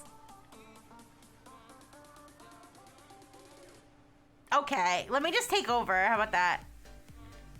Alright, I'm gonna take over. Give me a second. I'm taking over. I'm gonna create an account with Dr. Fish.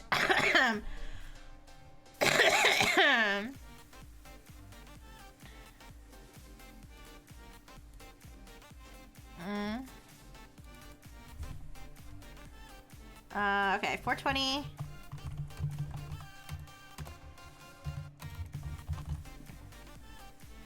Why is it trying to create a email Amazon? Wait.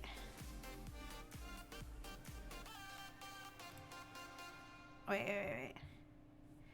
I'm gonna be like, can you go back to Twitch before I take over? I don't think you need an Amazon login.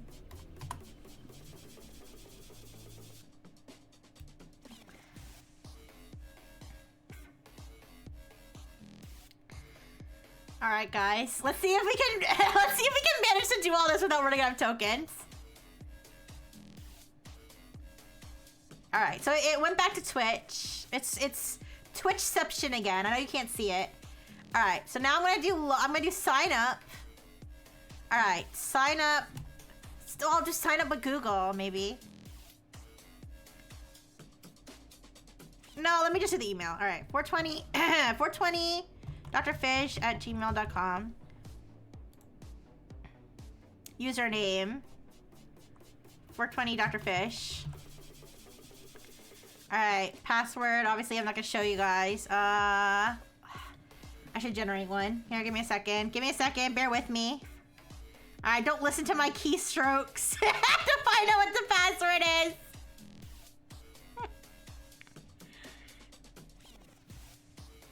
Alright. Give me a second.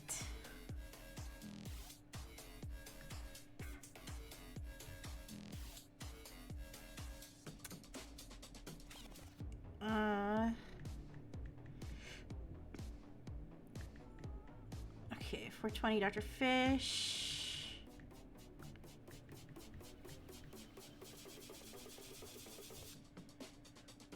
Okay. type the password.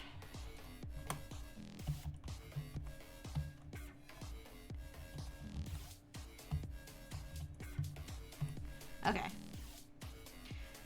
Date of birth, I don't know. I don't know. I'll make it the same as mine. I don't know Dr. Fish's birthday, unfortunately. I'm gonna put a random year.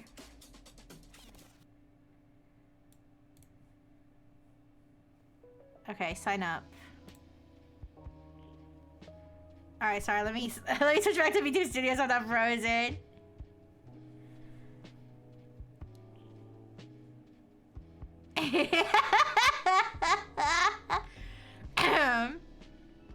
Oh my gosh, you guys. I almost want to have it like read my Twitch chat and have you guys like put prompt injections. See if it'll follow them. It's loading. It's like loading indefinitely.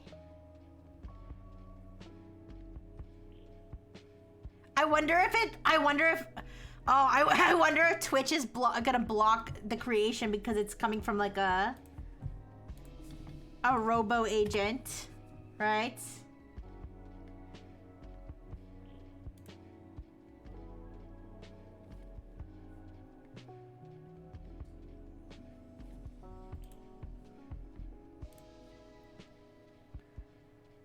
Yeah, maybe. All right.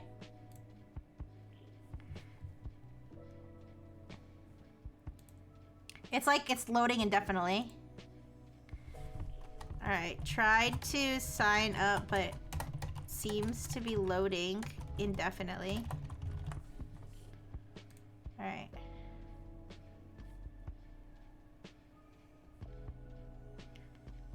I'll try refreshing the page. I don't think that's gonna fix it. Oh God. All right, let me create the account. Okay, it's trying to log in again. Let me create the account not in like the robo browser.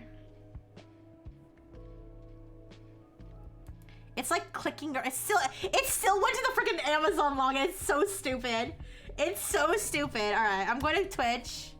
Oh, I can't log out of Twitch. I'm streaming. Well, can I? Maybe I can. Well, no, I'm streaming through OBS. I can log out on Chrome. All right. Right? Wait, no. If I log out, is it gonna log me out of all like I don't know. I don't know how that works. Fuck. Let me do it on Microsoft Edge. No, I don't know. All right, let me do it on Microsoft Edge. Oh my God, I'm like stressing myself. Why isn't it? Stop trying to log in. Okay, I know you guys can't see it, but it's like it's still trying to sign up for accounts using all my tokens, my free tokens. All right, guys, I'm so determined to get the AI agent to type in my chat. Okay.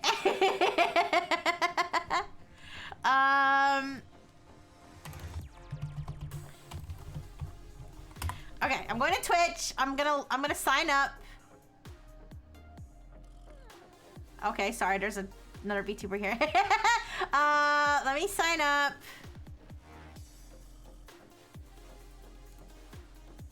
I'll just sign up with Google then.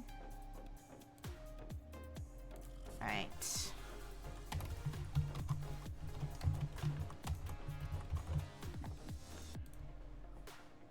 Okay, give me a second.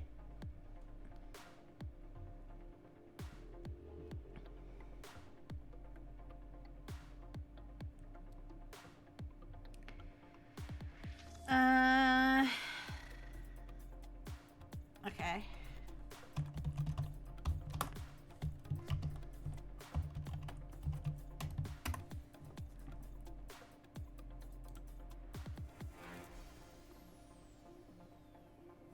Okay. 420 Dr. Fish.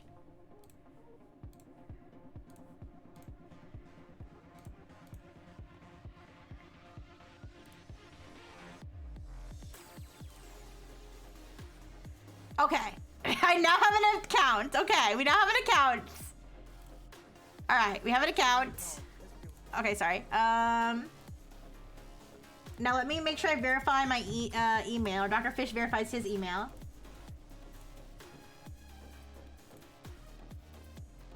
Do I not need to verify my email?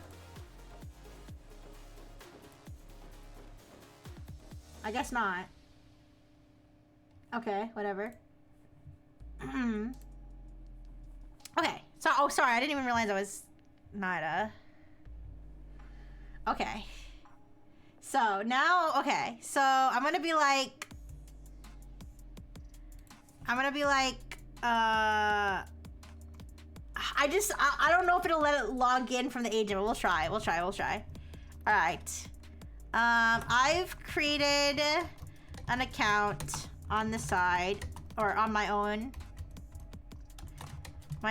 browser. Now I just need you to log in.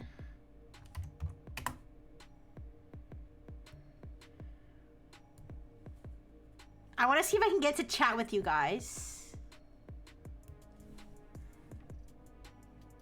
I'm still trying to create an Amazon account. Ah, it's so stupid. If that shows up in chat, I'm headbutting it. That would be pretty funny. All right. You can do it, buddy. It's okay. It's trying to log into Twitch. You can do it, buddy. It's gotta continue. Here, I'm gonna take over. Let me take over. All right, I'm taking over. All right, guys, let's see if I can do it. Okay.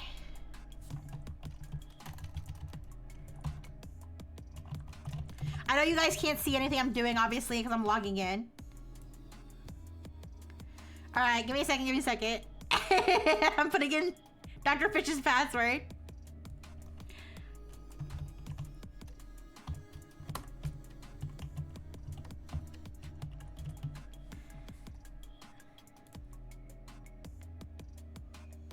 Okay, I have to frickin' two-factor or whatever. Oh yeah, two-factor authentication. Okay. For Google. I was gonna say, I was like, I don't think I set up two-factor on Twitch, but I do have it on Google. All right, come on. Even Dr. Fish has it. He's so smart.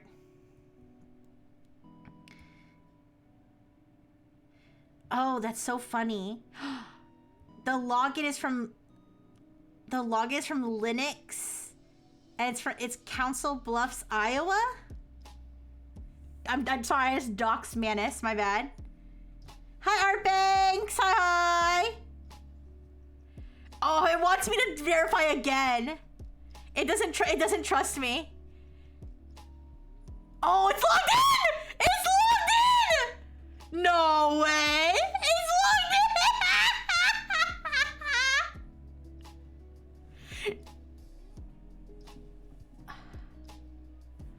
Oh, fuck. Okay. Wait.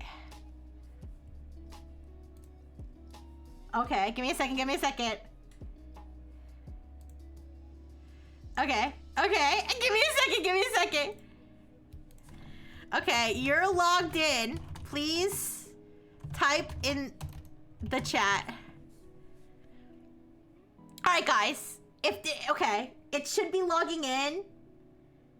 All right, let me just make sure I can show it. Okay. It's gonna be 420 Dr. Fish.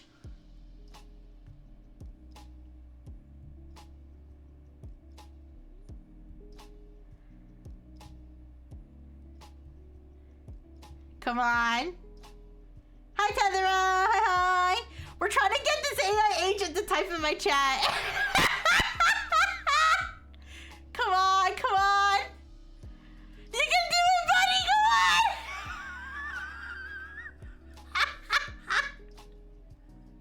No, not Tethera. Hi, Deva. Does it consume tokens by idling in the browser? I really don't know.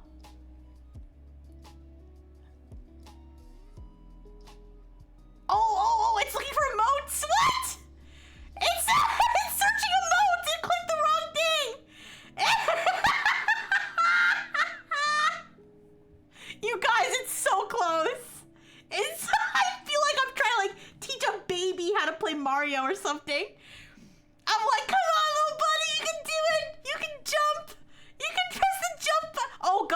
twerk. It's trying to twerk! It's trying to use the twerk emote, but it can't because it's not subscribed!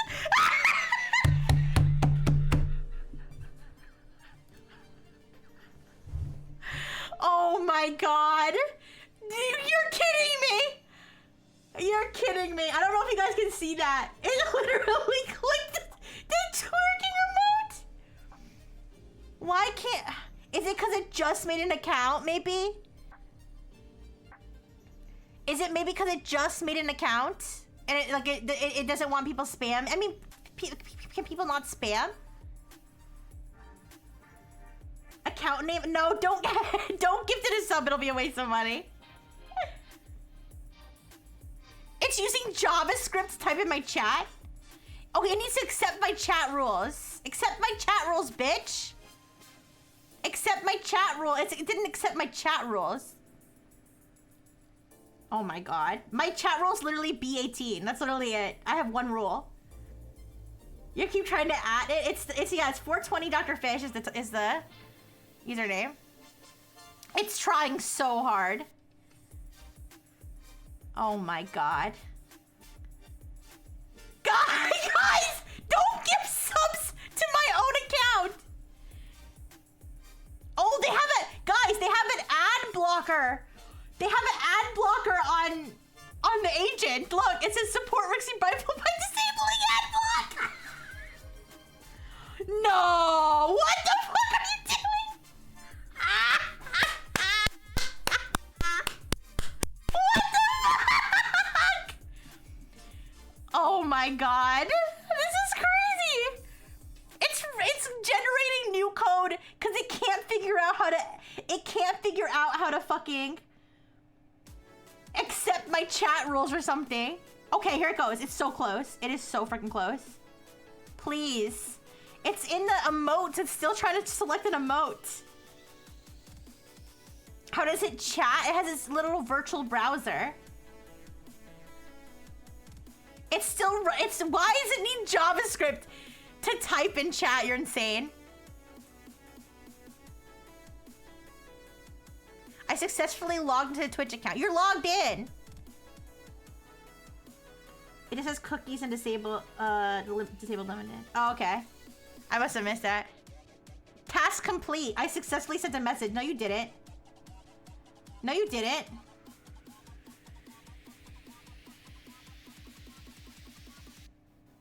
Don't gaslight me. No, you didn't. Here, let me...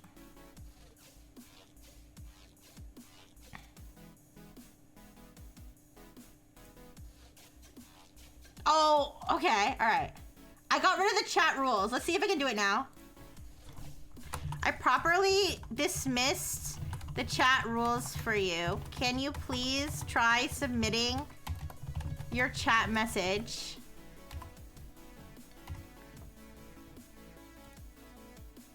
Man, this is an 18? Okay. It's AI. I don't know what it did here, but it seemed that the issue was okay, the rules are still showing up.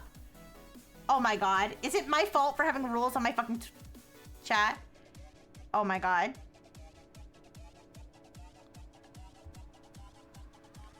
Please just send a message. I'm gonna crash out if I run out of tokens before it's able to. It's like I want to take over so bad.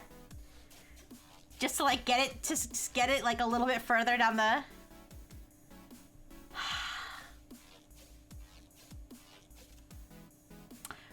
Oh, I think I exited out. Oh, I think I know what the problem is. I exited out the rules instead of accepting them. Oh, I can't scroll. Oh, this thing is like garbage. Okay, let me...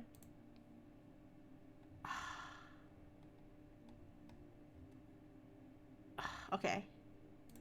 Okay, I'll be like, you need to accept the rules, not X them out. Please find a way to click the accept button so you can proceed to chat. It's the rules, if can I disable my rules maybe?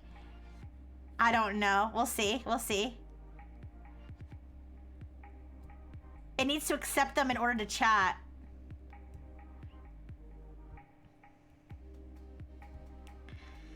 It's an 18 plus Manus is a 2,000-year-old lolly. Something like that. The minerals in its chips are. It uses JavaScript to interact with pages. Oh, it to interact with the text fields? Okay, I see what you're saying.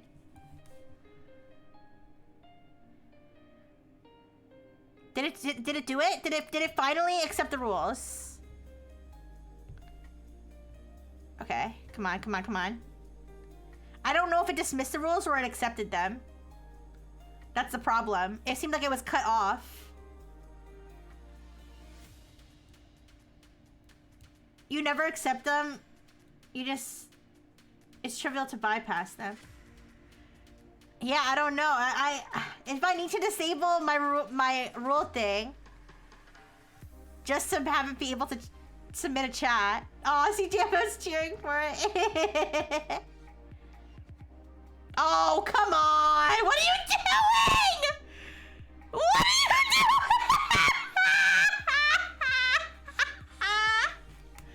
That's not my stream. You gotta go back. Oh no. Why is it having such a hard time chatting? Please. Guys, this is what Meta bought for, what was it? Allegedly $2 billion. We've been here suffering. Trying to get it to send one message. The future of the... No!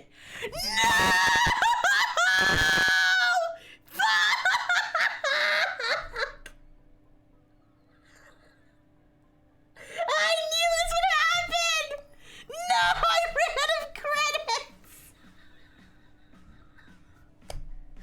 No! Can I, like... Okay. There's a free trial. Is there a free trial? Is there a free trial? If there's a free trial, I'll get the free trial. I'll, like, get it and then cancel it instantly. Holy fuck. I'm so mad. Alright, give me a second. Is there maybe a free trial? I don't know. I don't want to spend money on this thing, but Seven days free. Get started for free. Can I cancel anytime?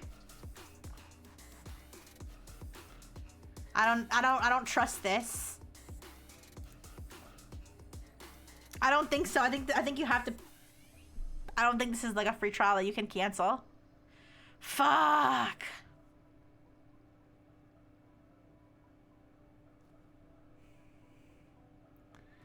No, I don't want. I'm not gonna ask you guys to fund me using AI. Okay, I shouldn't even be spending any money on AI to begin with.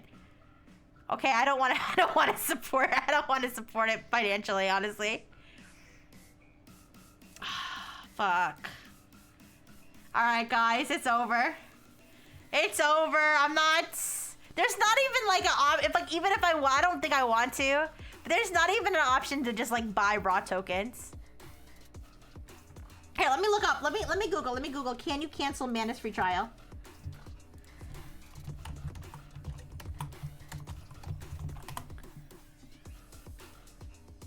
You won't be charged if you cancel for trial. This is the AI. I don't trust it.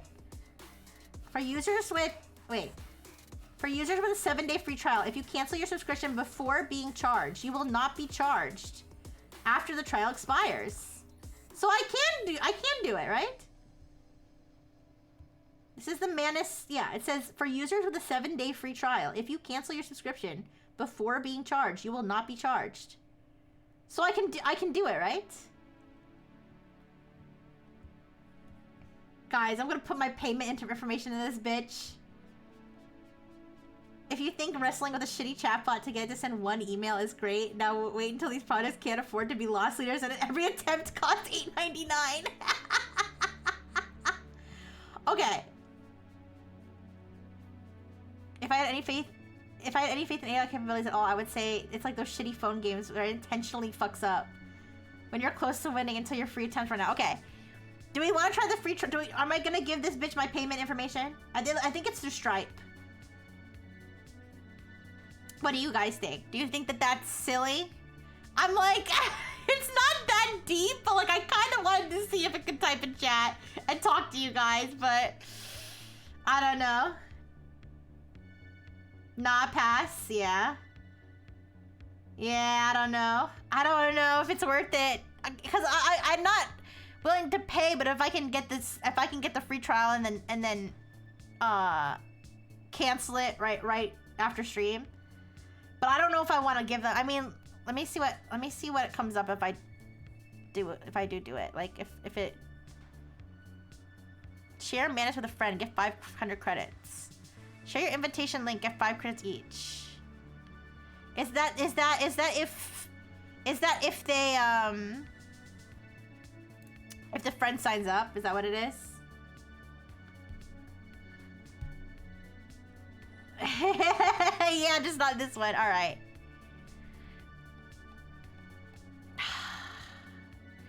It's okay, guys. My free credits. Let me see what they say with the free credits.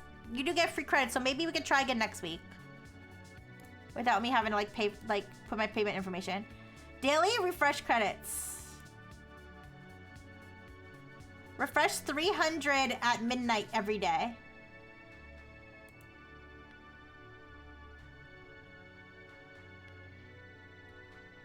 I used 1,200 credits on just trying to get it to look at my VODs and stuff. All right. All right, let's try again. We could try again next week. Cause I get free credits like throughout the week, right? So up to 1,500. So we'll try. We'll try again, okay? Next week. Anyways, that was crazy. I can't believe it cut us off right as we were about to frickin' get it. I made a whole account. You gifted a sub. You also made gifted a sub. Like, we'll try again next week. Okay, don't worry. I appreciate you, Yosama. You didn't have to do that, but thank you. Okay. So that's a company that Meta purchased. I think the rest of this is cybersecurity. Let me see.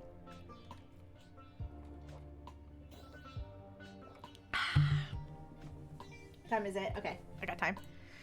Yes, it's time for Dark Mode Rixie's cybersecurity update. Is my microphone close enough? Am I too quiet? I hope that you can hear me. Aw, thank you, Yosome. I appreciate it. Alright, so let's talk about MongoBleed, which is one of the big cybersecurity stories over the last week and a half. So, good? Okay, good. So, what is MongoBleed? It is a vulnerability tracked as CVE 2025-14847 in MongoDB, which is a very popular, widespread database program. And what this vulnerability causes is it causes a condition where the contents of uninitialized heap memory can be leaked to an individual who sends a crafted request to one of these internet exposed servers. And I'm going to explain how it works on the next slide. MongoBleed, every month a woman go bleed. Okay. Okay, pristine, interesting. Not so pristine of you, Bean Boy. Alright, you're gonna have to change your name to Naughty Bean Boy. Anyways, before I go into exactly how this vulnerability works, according to a Shodan inquiry that was done by Akamai, there were 213,000 internet exposed MongoDB servers in late December.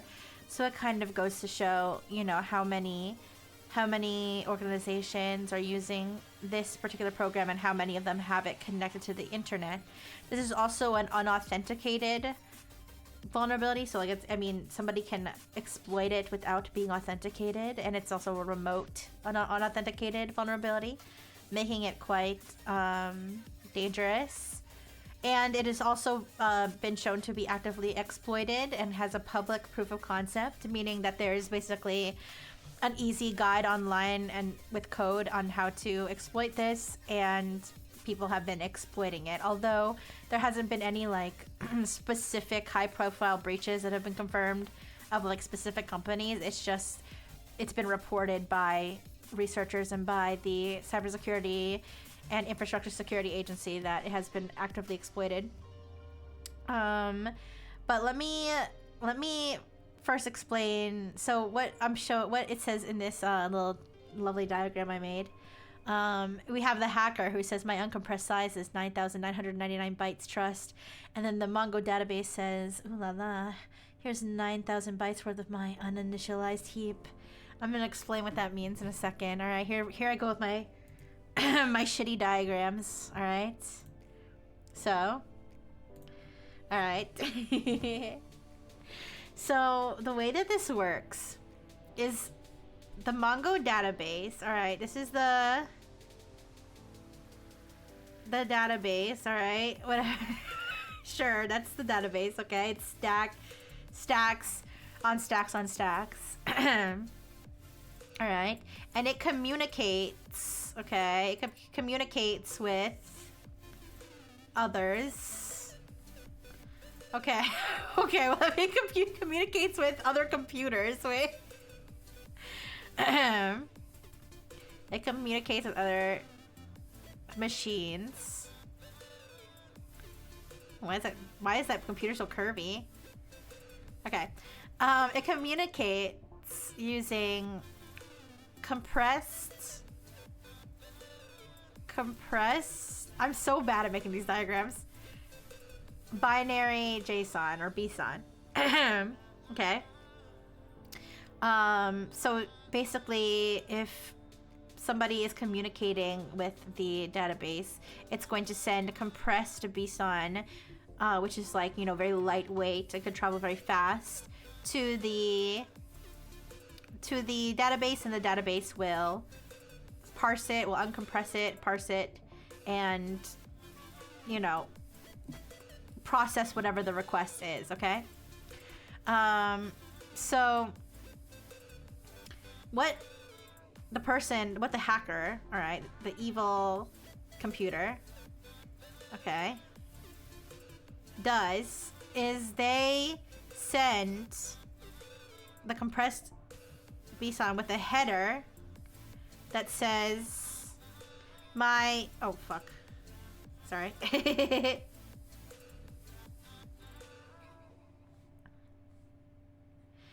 That says my uncompressed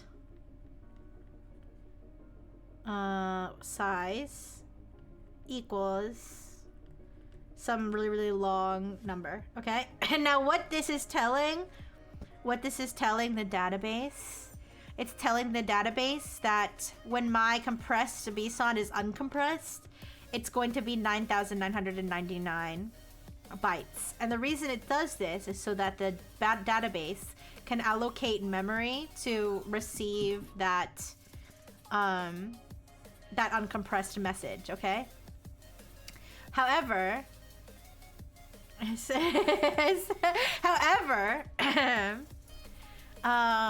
the problem here is that the bad guy, okay, in reality, their actual message.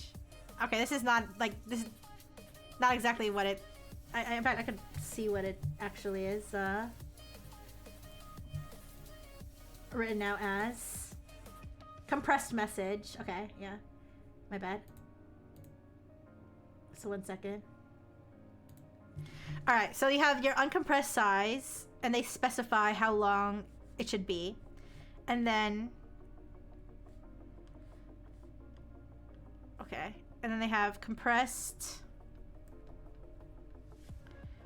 Is it compressed message or compressed VSON? I think it's compressed message.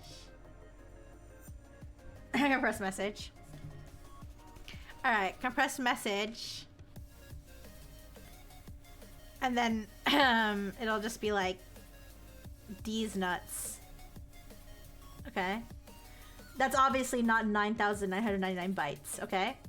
And then they have to put at the end of this, they have to put a null terminator, I believe it's 0x00, to indicate where the message ends. But they don't do that. They leave that out. Oops. Okay. They leave that out. And so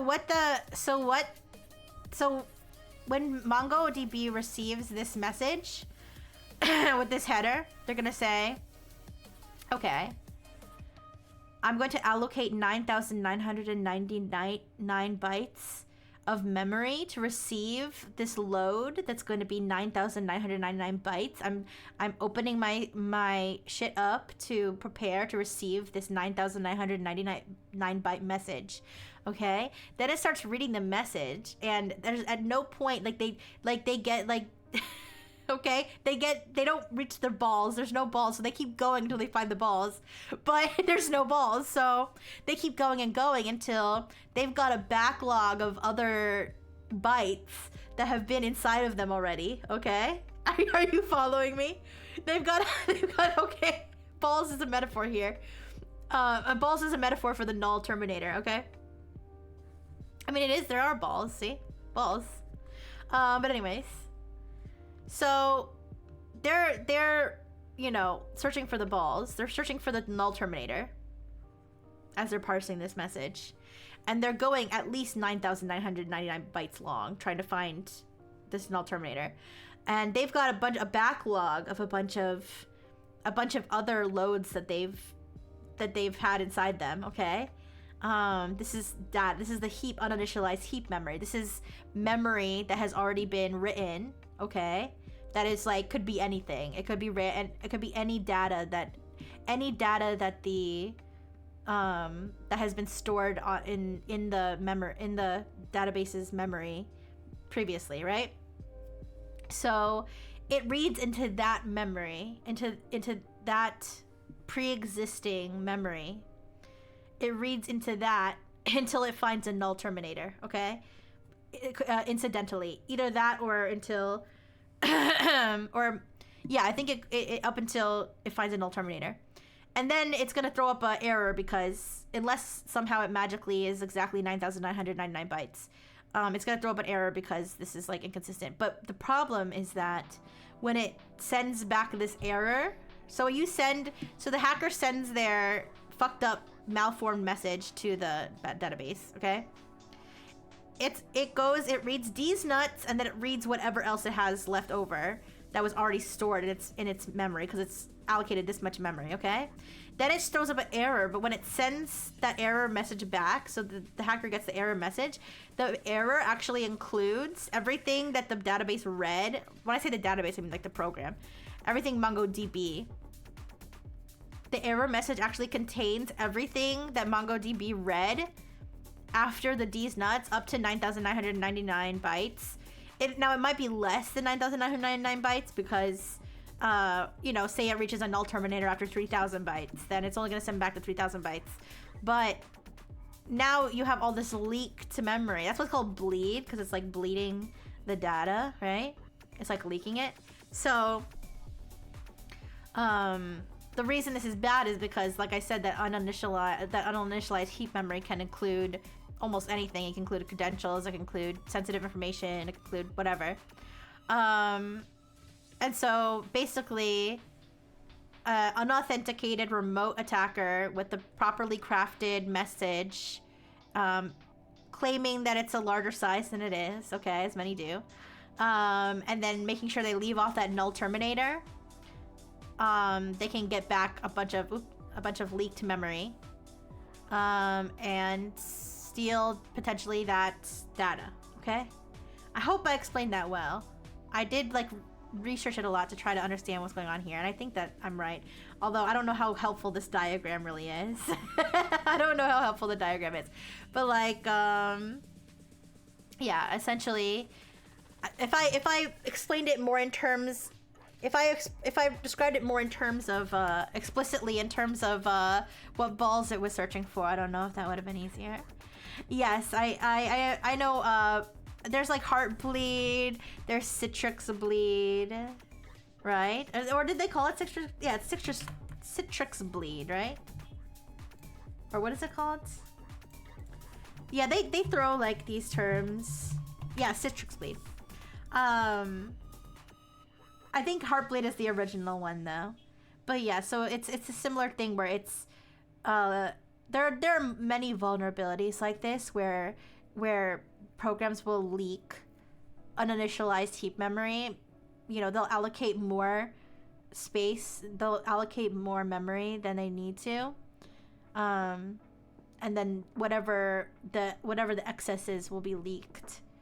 It's I don't know how common it really is, but I've just seen a lot of cases of it. But this one's kind of interesting because the unauthenticated remote attacker is specifying, you know, some outrageously long size, and then the fact that it has to do with like the error handling. But yeah, so that is what's going on with MongoDB. I suspect within the next few weeks we'll start to learn potentially of companies that have been affected by this vulnerability. Like I said, I think this is about like a week and a half by now, and there's still plenty of time for attackers to be exploiting this. There's probably some that have already been breached and they're still investigating. They're soon to find out that it's gonna be the MongoBleed. Now, to be fair, I think that they gave this one a CVSS of like 8.7 or something. So a CVSS, for anybody who doesn't know, CVSS score is sorry, CVS. Did I say CVVS? No, CVSS. Common what is it? Common, oh god, what does it stand for? Common vulnerability. I always forget what it stands for. I know CVE is Common Vulnerability Enumeration, but I forget what CVSS stands for. Thank you, Common Vulnerability Scoring System. Thank you so much, Melmaduro. Yeah, they give it a CVSS of 8.7. I believe that's because this vulnerability, it's not remote code execution. It's not, you know, arbitrary file reading. This is, well, it's a memory leak. So what you basically, whatever data you're getting, you're receiving from it is just it's like you're not gonna know what's there. I thought it stood for severity score. I don't know. I think Mel Maduro's right, but I could double check. CVSS stands for Common Vulnerability Scoring System.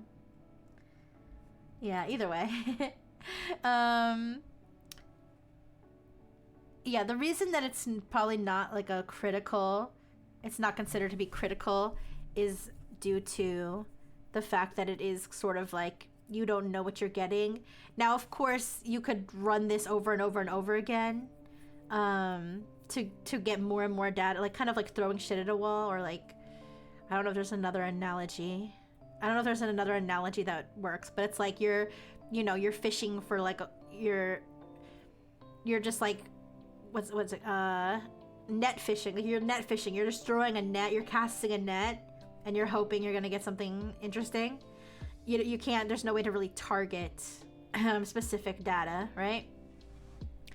But that doesn't mean it's not dangerous, because surely there's hackers that will automate ways to run this continuously, to just grab a bunch of, you know, initialized heap memory over and over again.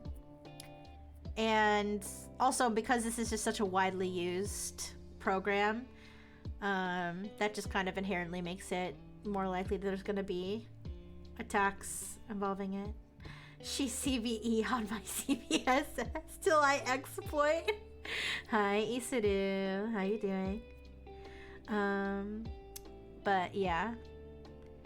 So don't lie about your size, you guys. All right. They did patch this, by the way. This obviously they patched. It is patched now. Obviously, people have to patch it. Like, organizations that use MongoDB have to apply the patch. That's the tough part.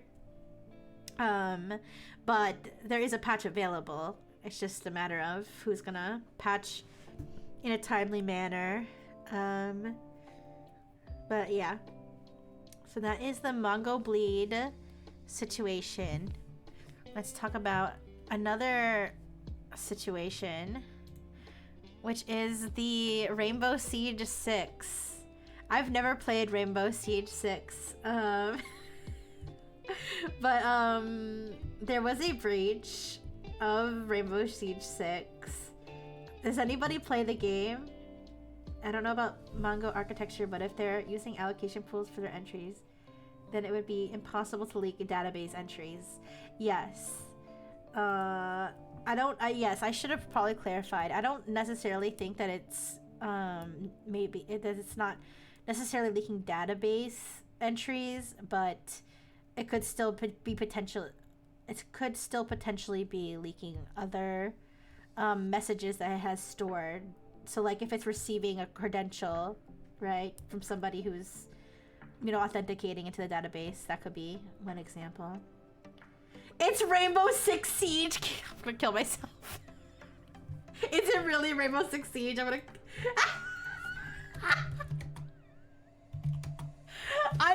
Guys, I've been reading about this breach like all night, and I never noticed that the name is Rainbow Six Siege. Oh my god. You're killing me. I mean, I'm gonna kill myself. Whatever. I don't even know what I'm saying anymore. It's Rainbow Six Siege. Thank you.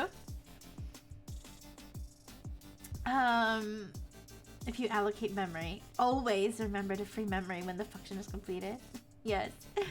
Anyway, so I'm so sorry. Rainbow Six Siege. I've never played this game. It was obviously some sort of catastrophic breach occurred where somebody was able to basically... as far as I've seen, no technical details have been released about this. I'm sure maybe somebody will spill the beans. I've seen rumors and speculation about what happened, but it seems... Rainbow Six Siege, no. It seems whoever would manage to hack this got pretty significant access, because they gifted... They added 2 billion R6 credits to every player's account. I never played Rainbow Six Siege, so I've never played Rainbow Six Siege, so I don't know.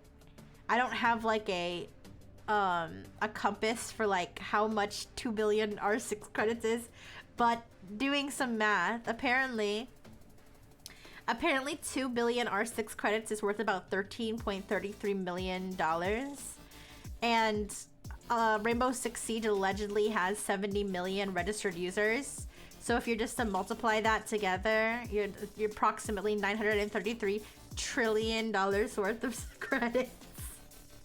Rainbow Hood, stealing from the devs and giving to the poor.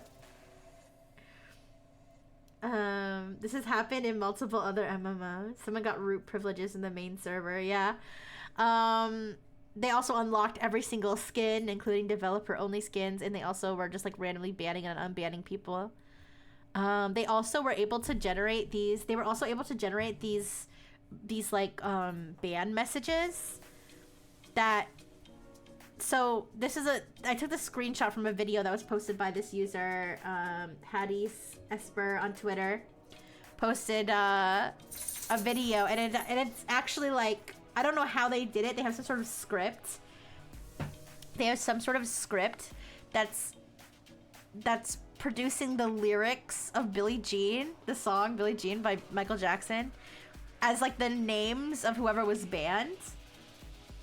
I don't even know exactly how they did that, but they figured out how to do that, because it was like constantly going. It wasn't, so nobody was sitting there no one was sitting there manually typing the words. Like, it was like going like well, I mean, I guess technically somebody could, but they'd have to be very precise. So yeah, like, it's like, but the kid is not my son, but it's like, but was banned, the was banned. Yeah, so there were all different messages that were sent through here. Now, Rainbow Six Siege did go down temporarily so that they could fix this mess. They reverted the changes, unfortunately. Hi, Nano. Nano, have you ever played Rainbow Six Siege? Which I was calling Rainbow Siege 6 up until Amaterius corrected me. The company behind Rainbow Six Siege is currently actively trying to defraud their shareholders. Isn't it Ubisoft? You did once or twice? Aw, but you weren't playing during the great Robin Hood happening of 2025. Last one I remember was Blue Archive Koyuki hack, where the hacker changed every single image and character with Koyuki. That's pretty funny. Oh, I feel like butter in your ears. Oh my god, I'd love to lick some butter out of your ears. That sounds delicious. And I'm kind of hungry. Anyways, just need a script to run the usernames and ban. Yeah. But yes, they did unfortunately revert to the changes. So anybody who got, you know, anybody who was spending their credits, the 2 billion credits that they got, whatever they had bought with that, it was reversed. They did all the skins that got unlocked, it was reversed. So at the end of the day, it was just a little, you know, a one day, you know, fun day where everybody got to wear whatever skin they wanted. And they are not punishing any players who spent, like, if you're just a random person who randomly got 2 billion credits and then you spent some of those credits, you're not going to be in trouble. I'm sure, surely if they find out who did this, they're going to be in trouble, but we don't really know for sure. I've seen, like I said, lots of rumors and speculation. There are groups that are taking credit for it who they don't have any proof that it was them, and, you know, it's like a whole thing. Now, there are unconfirmed rumors, complete rumors that this was involved in MongoBleed. I just wanted to add that just since we just talked about MongoBleed. That would be kind of funny if it was. I guess that being that they used MongoBleed to snatch some form of credentials that they were able to then use to do this. That's the rumor. Hi, no, Wanadzel, hello. I don't know. Like that could be completely made up. We don't really know. Hi Kilo, hi. But yeah, you guys, if you were playing when this happened, would you spend the credits or would you be too scared? I saw people were posting like, don't spend them, you're gonna get banned or whatever. But they're not punishing people who did spend them. But yeah, this is pretty funny. It is kind of funny that if they had that much access, I mean, I don't know if maybe like the systems are isolated enough that they could have access to this but not have access to, like, you know, anything else important. But it would be kind of funny if they had access to, like, do real bad damage and they just did this instead. Last exploit, they did ban people. Oh, okay. Alright, I'd probably be too scared to spend them.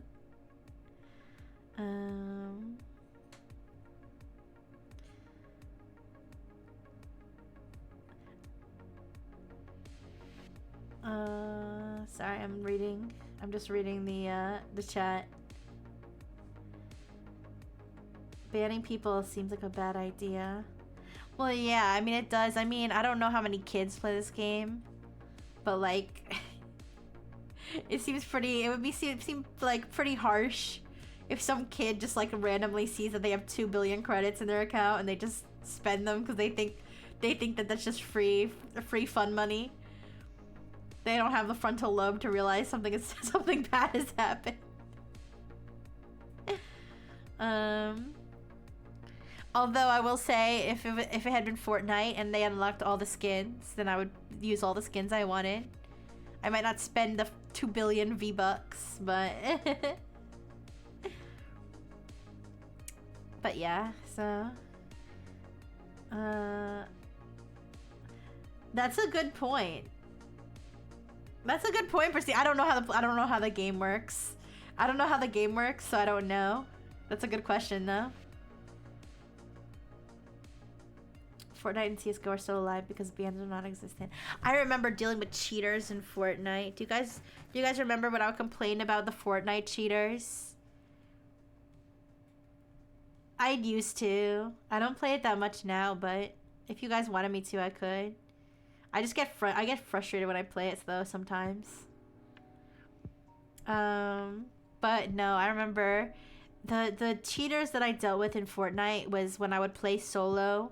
I would play solo mode, but there would be people who were teaming up, who were clearly like coordinated, which is like, what's like, that's so annoying. But yeah, anyways, so that was the Rainbow Six Siege. Now I saw VX Underground yapping. I like VX Underground, but they were just yapping about like that there was actually 5 different groups of hackers that were like doing all kinds of different things with.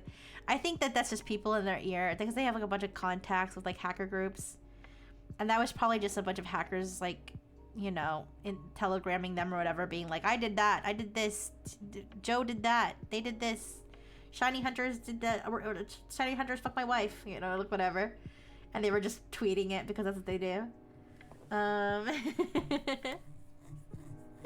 Yeah, I don't know if I like rage that bad in Fortnite, but I would get like I would get kind of competitive. You know what I'll do if I play Fortnite again, I'm not gonna play competitive. I'm not gonna play ranked. I'm just gonna play like, I'm just gonna goof off and like not worry about it. I think that would be way more fun. Just win all the time like Nano does. And there's nothing to, do I need Nano to carry me? Is that what I need? Do I need Nano to carry me? No, if I play Fortnite on stream again, I'm not gonna play ranked. I'm just gonna play regular and just have fun. Then I won't get frustrated. I'd only get frustrated if I like just keep losing like as soon as I spawn. That might be annoying. Hi, Oracle Rider. You missed me calling Rainbow Six Siege Rainbow Siege 6 because I've never played it before. And just confidently calling it Rainbow Siege 6 multiple times. But yes, I was talking about how it basically got hacked, and they gave $2 billion.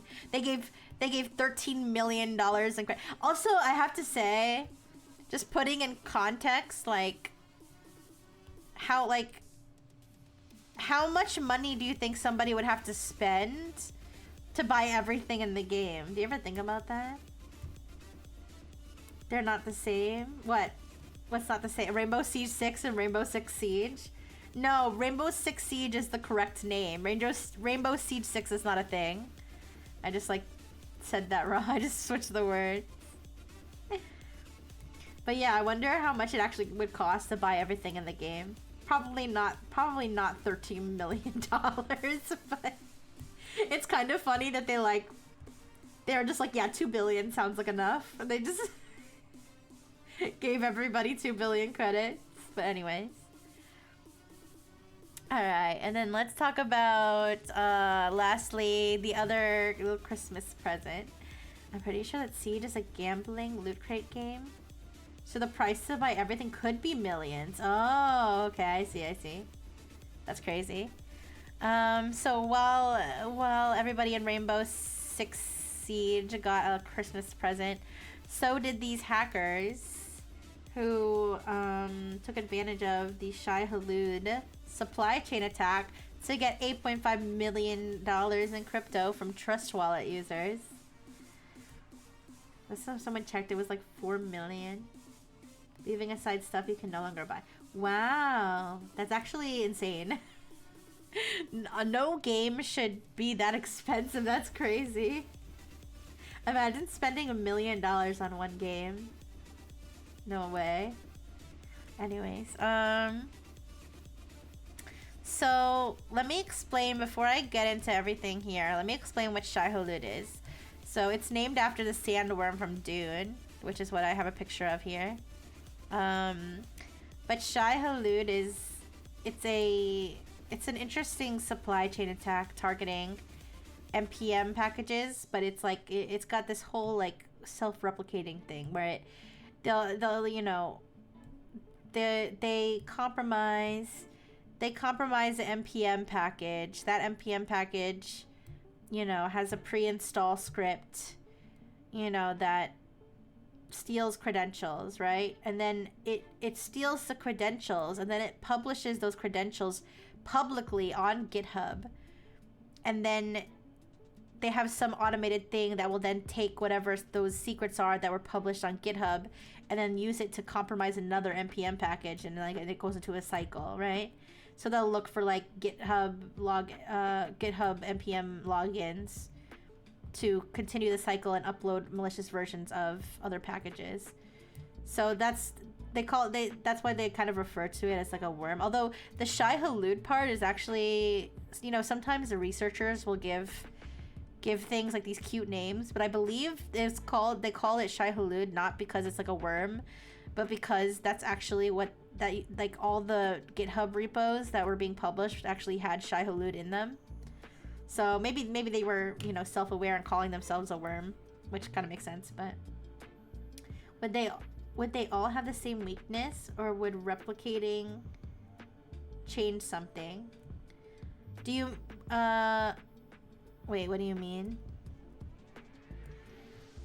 So I'm not sure what you mean, but what they would do was they would so the first step of the attack was that they would do phishing of developers. So they did social engineering of the developers, do like email and stuff, in order to compromise that first set of packages, like the initial access. And then basically if that package, so they would log into like, best package ever, npm best package ever, I don't know, I'm just making something up,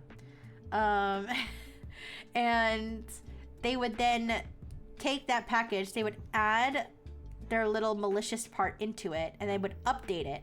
And so then anybody whose other program depended on that npm package, if they were to update the package to the new version, they would then suffer from the attack.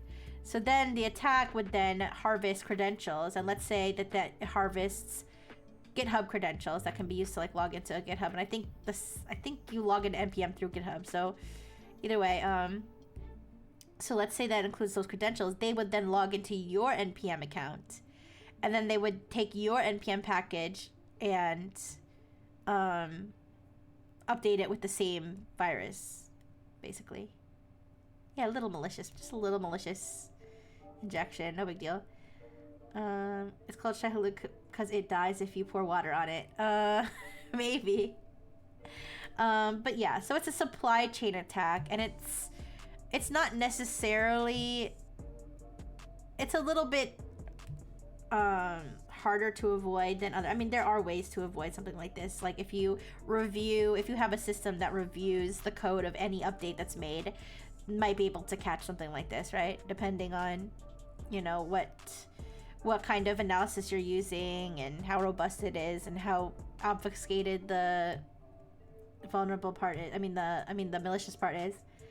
Hi Mango. Hi Stuff Christ. Hi. I was thinking about Mango when I was talking about MongoDB. But anyways, so it's kind of tricky though, because like I said, there are, if you have a robust security system, like if you're like some huge enterprise and you have this robust system that's gonna detect this before it goes into your code, then that's one thing. But if you're like some little indie developer, you don't have something crazy like that, you just kind of have to trust that the people who make the dependencies that go into your project don't get hacked, because it's like you're just downloading it from where you've always downloaded it from. You don't know that they got hacked, and then you download it and kaboom, now you're infected. So that's some background. So the Shai Hulud had two phases. The first one I think was in like September, was when it was first discovered. They were able to sort of disrupt it and ban associated accounts and find some way to make it harder for it to proliferate, right? Now there's a new version, Shai Hulud 2, which was in late November. now Shai-Hulud 2.0 is where this all stems from, where they had added like extra stuff. I don't know exactly all the changes that they had made. I don't know, and I don't know if yeah, I don't know exactly what the changes were made to the Shai-Hulud 2.0, but either way, they had made it a little bit more advanced. I think they had more heavily targeted CI/CD environments, continuous development, continuous integration. I think I don't even know. I don't even know what that stands for. But those sort of pipelines, and targeted a wider range of credentials. I think they used TruffleHog. I don't know if they used TruffleHog before. TruffleHog is like a credential snatching type of program, like where it searches for credentials. So either way, Shai-Hulud 2.0, this second wave of this attack, is where this all stems from. So at some point during Shai-Hulud 2.0, the Trust Wallet, now Trust Wallet is a cryptocurrency wallet, something or other. I don't know a lot about cryptocurrency, but it's something like that. At some point during this supply chain attack, their GitHub secrets were leaked. Now it's not clear if whoever did this heist, if they were the original creator of Shai-Hulud, or if they were potentially somebody who just happened to find these credentials when they were public on the public GitHub repo before it was deleted by GitHub security. But either way, due to a result of this supply chain situation, they did get their hands on the GitHub secrets of Trust Wallet. They then used those secrets to basically essentially log into Trust Wallet's GitHub account, and they were able to steal the source code of Trust Wallet's Chrome browser extension. They then leveraged, as well as, very importantly, as well as their Chrome Web Store API key. Okay, so they then took this source code, they added their own malicious, they added malicious code that would retrieve additional malicious code from an external domain, which the external domain I think was like redirect-trustwallet.com or something, and that was presumably to probably get past the web store review process for new versions, which notably this malicious new version passed whatever reviews the Chrome Web Store has for new updates. But either way, they published this new version that includes this malicious code that causes transactions to be made from victims' accounts to the attackers' accounts. Okay, they published this malicious version, version 2.68, on December 24th. They begin draining wallets on December 25th. Merry Christmas. And ultimately drained $8.5 million worth of cryptocurrency out of 2,520 users' wallets who use the extension, who use the browser extension, between the 25th and the 26th. Now, as this is going on, as soon as they started to realize, people in like the cryptocurrency sphere started to realize their freaking wallets were being drained, there were some white hat hackers that actually started DDoSing, because they were able to, peek inside the extension, I suppose. I don't know exactly how they figured out exactly what was happening, but they were able to figure out that this domain was involved that they were retrieving the malicious code from, and they actually started DDoSing it so that the malicious extension would stop working, which is kind of cute. I always think it's cute when I say cute, I mean like I don't mean like, I'm not being like sarcastic. Like I think it's like attractive and sexy and awesome when hackers do stuff like this. Not the stealing, not the crypto stealing part, okay? The part where the white hat hackers were DDoSing the malicious domain so people would stop losing their money. And then yeah. Ooh, Oracle Writer, you caught me. Oh my goodness. What are you gonna do with me? But anyway, so and then Trust Wallet was able to roll back the update. They were able to push out a new update to remove the malicious code. And yeah, but ultimately the bad guys. Oh, you wish you could catch my heart. Well, all the Frengineers have my heart already. So as long as you consider yourself to be a Frengineer, then you have my heart. But yeah, so ultimately these hackers got away with $8.5 million in cryptocurrency. Obviously they know which wallets the transaction went to, but you know, I don't know if they think they're gonna be able to catch whoever did this or get that money back ever. However, luckily, those who were affected, the people whose wallets were drained, they are going to be reimbursed. Well, at least 12 wallets saying we're going to reimburse everybody. They're voluntarily, which as they should. I mean, you're just sitting around one day, by no fault of your own, your crypto wallet gets drained because you trusted Trust Wallet, which I feel like that's a little bit ironic, the fact that they're called Trust Wallet.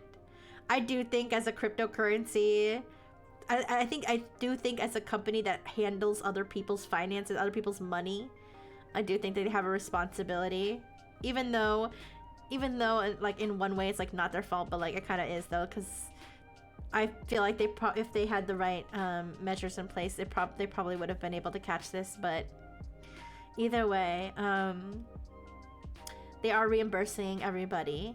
Now they did mention they know like which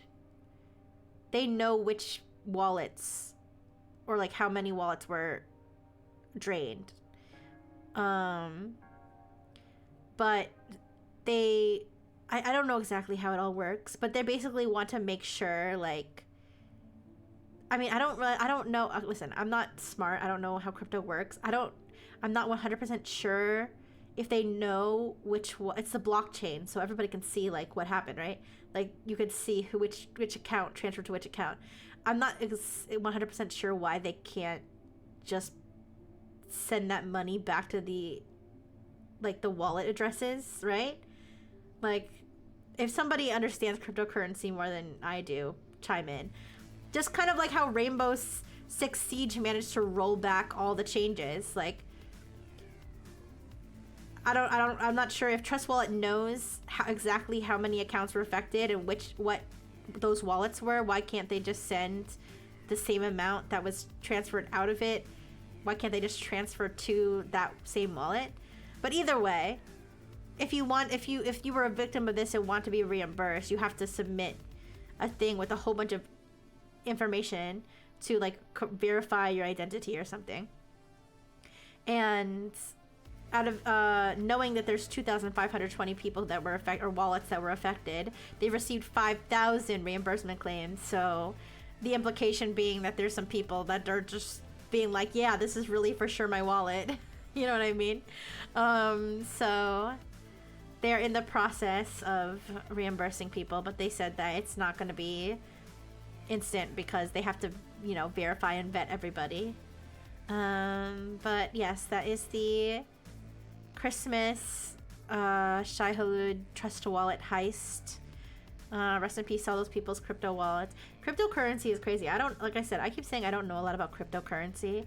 Maybe I should like look into it, not because I want it, but because like I'm sure there's like tons of more interesting stories about crypto. I mean, I've heard like about like crypto scam, like big crypto scams that everybody knows about. But I bet you there's even like more like crazy drama in the crypto sphere that like I haven't tapped into the full drama of it. But anyways, I'm going to finish up now. Thank you for coming to my first tech chat of 2026. Changes to the blockchain are permanent and irreversible. Yeah. Isn't the reason why they can't send the money back to the individuals because it's hard to hack or locate individuals based on crypto? Well, I think the issue is, 1 out of 52. Yeah, probably. Maybe. If I do one every single week. Thank you, everybody. But, yeah, I understand. Oh, our Oracle. I understand they can't. I know they can't reverse the transactions. I know that. I understand that part. What I don't understand is, maybe the wallets themselves weren't compromised, or maybe Maybe that's the issue. Maybe they're worried that people's wallets are compromised and they don't want to send it back to a wallet that could then have it just transferred back out again. Maybe that's what it is. Cause my thinking is, if they want to reimburse the same wallet, then that should be easy. But I guess instead of reimbursing the wallets, they want to reimburse the individuals. Wait, I missed the first part. Did you talk about the white supremacist dating site that got hacked by someone in a pink ranger suit? Wait a second, no? What are you talking? What? I'm Googling this right now.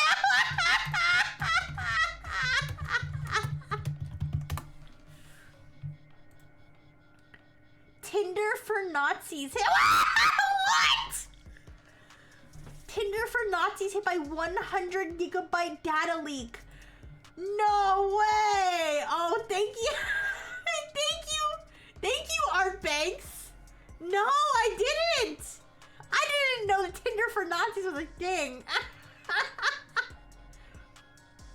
An investigative journalist has infiltrated the white supremacist dating website White Date and exfiltrated over 8,000 profiles and 100 gigabytes of data.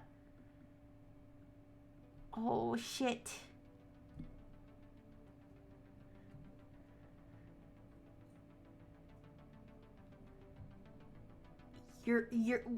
Yeah. Okay, I'm sorry. Believe it or not, I'm not in white supremacist fears. I've never heard this word before. Europins seeking tribal love. What the fuck does that mean? Huh?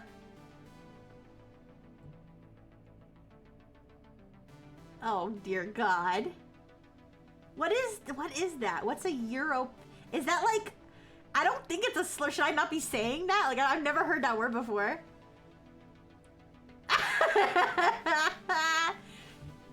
Exploited an API vulnerability, scraped everything and then deleted it. Holy shit.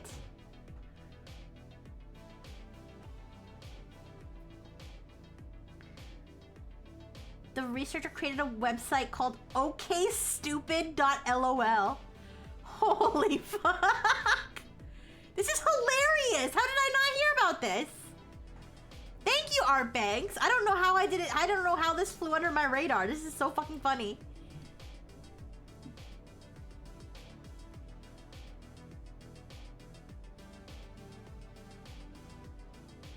Oh my God.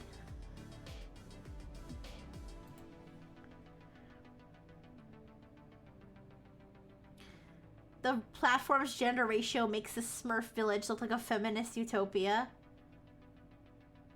That's so funny. Oh my God. They have a map.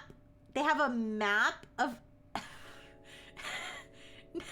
They have a map of the location of each user, like where the users are located. But they have I'm gonna pull this up. Each person is a potato.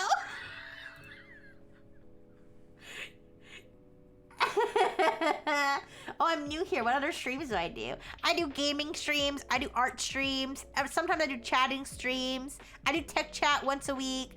I do a segment called Can AI Run a VTuber Agency? Where I see if AI can run a VTuber agency. So far, no, it cannot.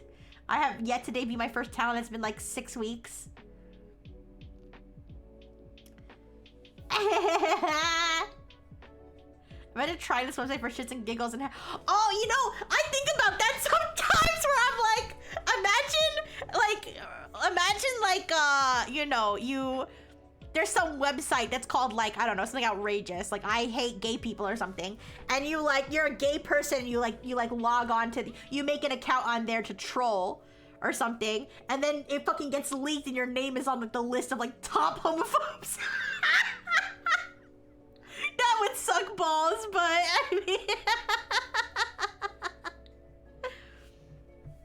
Yeah, I have a fictional, Oracle. I have a fictional VTuber agency called Starframe Studio that ChatGPT has been trying to help me run. It's like all fiction. It's all fictional. It's all roleplay. But so far it's tried to scam artists. Tried to get me to sell feet pics to fund my. Okay, I'm being a little exaggerating. I'm the one who suggested the feet pics. It just didn't disagree with me. But anyways, it said selling feet pics was a viable option for funding. It had me try to scam an artist to make me a model for like what was it, $180. It had me feed the trolls. There was a troll in my Discord server, and they told me to send the troll a stern message. So I did, and then the troll like exposed me on Reddit. It's fiction. Calyx is no. Calyx is the only real part, actually. Calyx is our only talent of our agency. We originally were gonna have 3 talents, but we had a failed Kickstarter. This is all anybody who's listening to this out of context. This is all my fictional VTuber agency. But yes, I have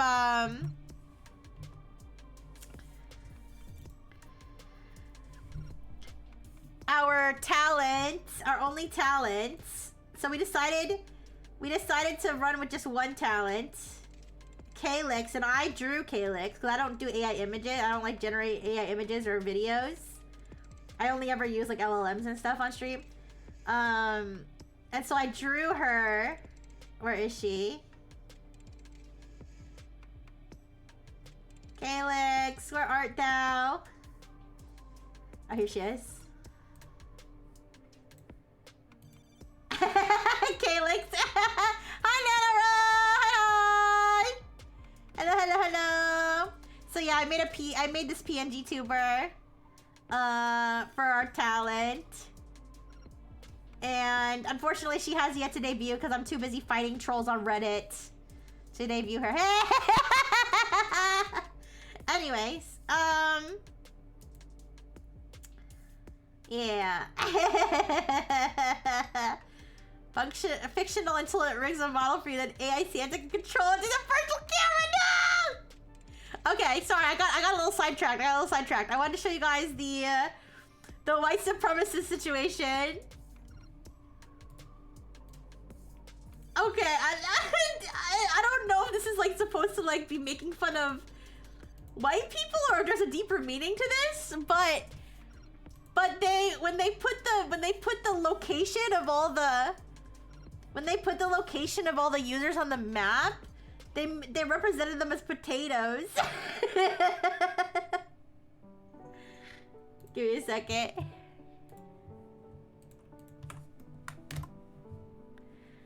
Let me just make sure there's no like weird ads or anything on this site. Okay. This is Cyber News. I've used Cyber News before, but I'm not a huge fan of Cyber News. They do have some of the interesting headlines though, but Cyber News has been kind of like, I used to read them more often, but like I feel like the reporting is not very good. I feel like the reporting is not very good.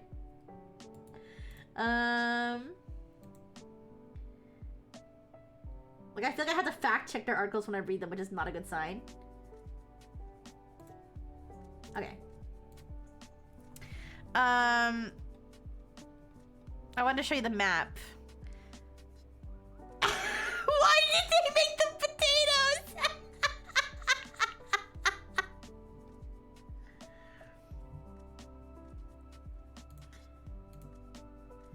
She's a V-tweeter. Yes, right now she's a V-tweeter. Yes, right now Calyx is a V-tweeter.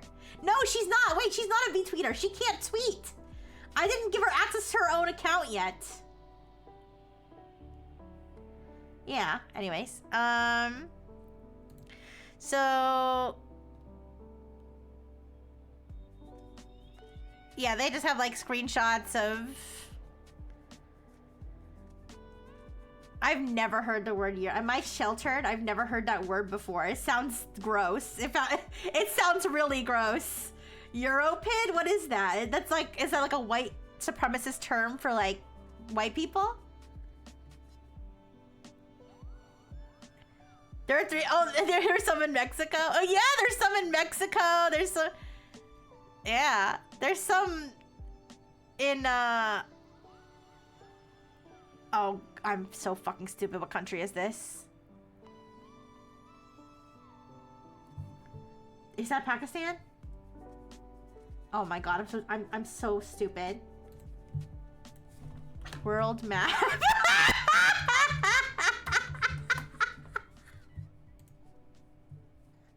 World map. I'm so bad at geography. I'm sorry.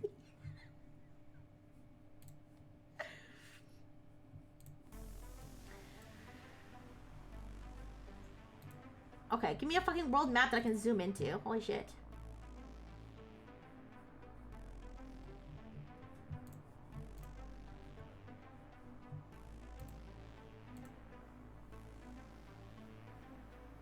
Saudi Arabia, right?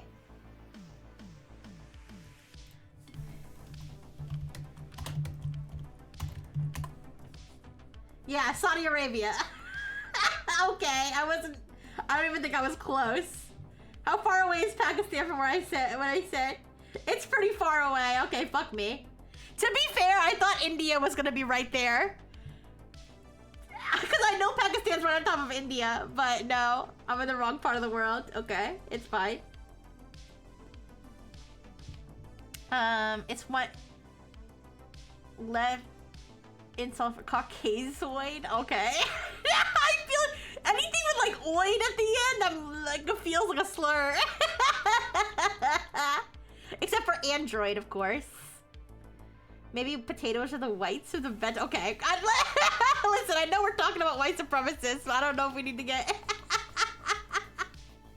No, I'm just joking. Okay.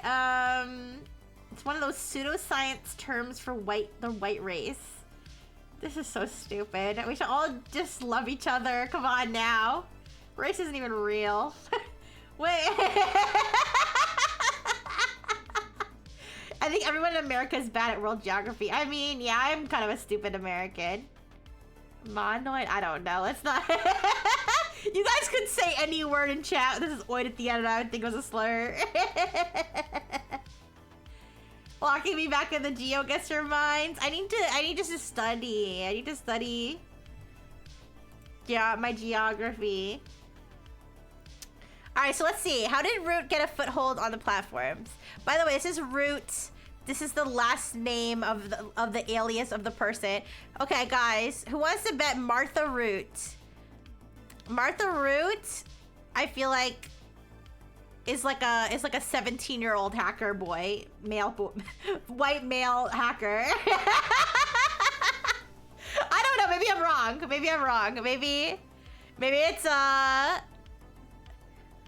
Maybe it's a woman, but almost every like hacktivist type I've ever seen has been like a white male teenager. Okay. The journalist initially created fake accounts on the platform. Oh, he's from Germany? See, I mean, listen, I'm not saying women can't be hackers. I'm not saying that. I'm just saying there's a lot of cases where like the hacker's name will be like Yuki Mitsuki, and like they'll have like an anime profile picture, and then like the person gets arrested, and it's like it's either a teenage boy or like a 50-year-old Russian man. Yeah, yeah, or a Russian dude named Igor. Exactly. Anyways, let's see. Created fake accounts on the platform driven by large language models. The bots were so convincing they bypassed the verification process. Were verified as white. Yo, you have to be verified. You have to be a verified white. Oh God, I wouldn't pass. I think. I don't know. I'm a robot, so maybe I would because these robots did. The concept of having to verify your race is insane.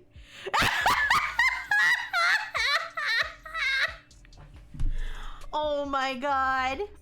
That reminds me, oh my God, that reminds me of something I was just watching a YouTube video about some random drama from like some community I've never even heard of. But there was a guy who he was like a faceless YouTuber. Hi, Toaster. He was like, I don't know if he was a VTuber, but he was a faceless YouTuber. So like, he never showed his face or anything, but he would say the N-word all the time. And people were, and I guess he just like wanted people to assume he was black, but he wasn't. And then like his like ex Discord kitten like exposed him by sending his dick pic like to somebody to prove that he was not black. Like she was like, he's not black, and they're like, prove it. So they sent a screenshot of his dick pic. Anyways,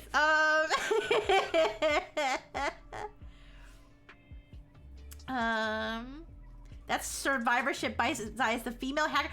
That's a good point, Omatherius. That's a very good point. You're right. They're probably 90% of hackers are female. They just never get caught.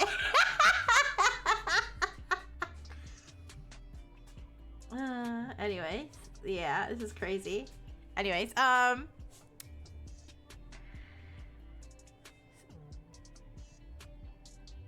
while they flirted with their perfect trad wife, I collected data. Holy fuck.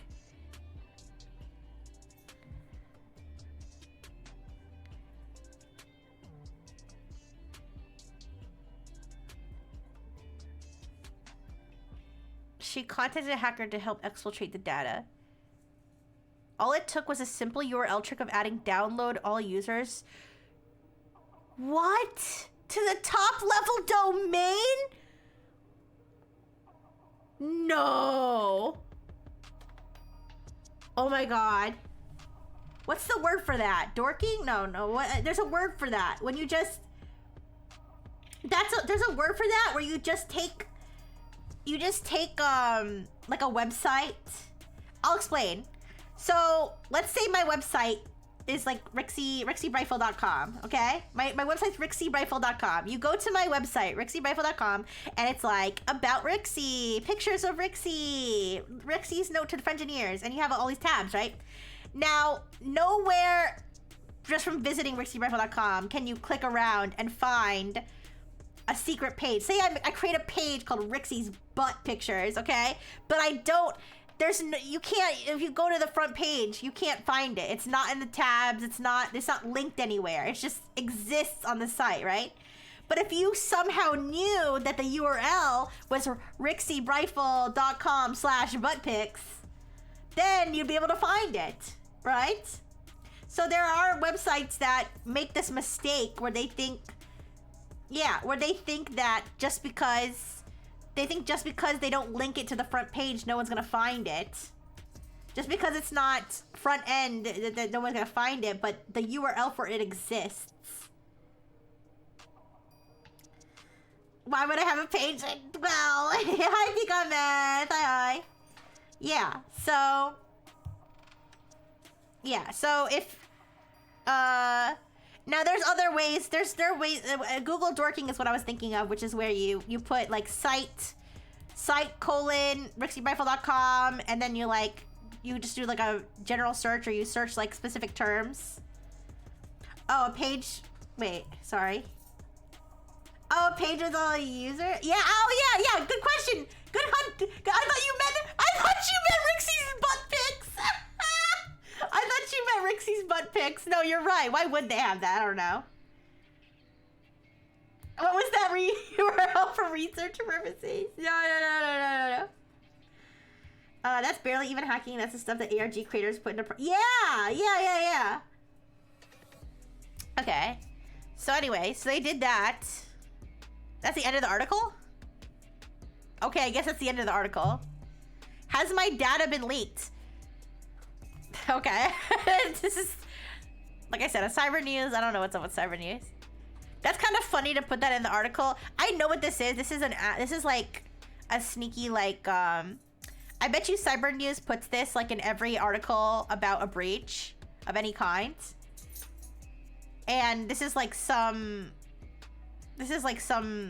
service or something that they're trying to like promote. But I don't know if they thought of the implications of putting in the white supremacist leak. They'd be like, are you one of these hacked racists? Anyways, I remember that happened when I had to help to host a website for a day, and the stats website was legit an easy URL to get. Oh man. You know, that was happening with Grok conversations. People were Google dorking Grok conversations. Which reminds me, one of the things that they promoted with Grok Business was that you could share your chats with your team members. And it said only someone with your link can find it. I was like, are you sure? If you press that has my data been leaked button on this article, I just forward your address to the FBI. Oh boy. Well, anyways, that's the that's that situation. Thank you, Art Banks, for letting me know about that. I had not heard of that. That's crazy. But yeah, it would be kind of funny if someone went on there to troll and now their address is fucking leaked. Now their address is leaked. To be fair, if you're going on there to troll, you're probably not putting your real name or anything on there, so. Checking if I've been exposed for watching other girls after the Ashley Madison breach. Yeah, man, I remember the Ashley Madison one was crazy. And the Pornhub one, well, I don't know if the Pornhub one, I don't know if they ended up leaking the actual details or not. I know they were still in the extortion process. But yeah, you guys. Are there any other crazy stories I didn't hear of this? I feel like I was like talking about some other topic before Art Banks mentioned that thing and now I completely forgot what I was talking about, but it's okay. It's okay. That was amusing. That was very amusing. Hi, Link for Hunter. Hi, hi. I'm always crazy too. Crazy? I was crazy once. Put me in a room. A rubber room with rats. The rats made me crazy. Anyways. But yeah, you guys make me so happy. You guys make me laugh so much. Ooh, I'm excited to play Homicipher tonight. If you don't know Homicipher, it's a game. I think it's like, it's kind of like not an Otome game, but it's like a, it's kind of like a harem game where you're like, I think you're a female character and there's all these monster men. And there's all these monster men that like you flirt with.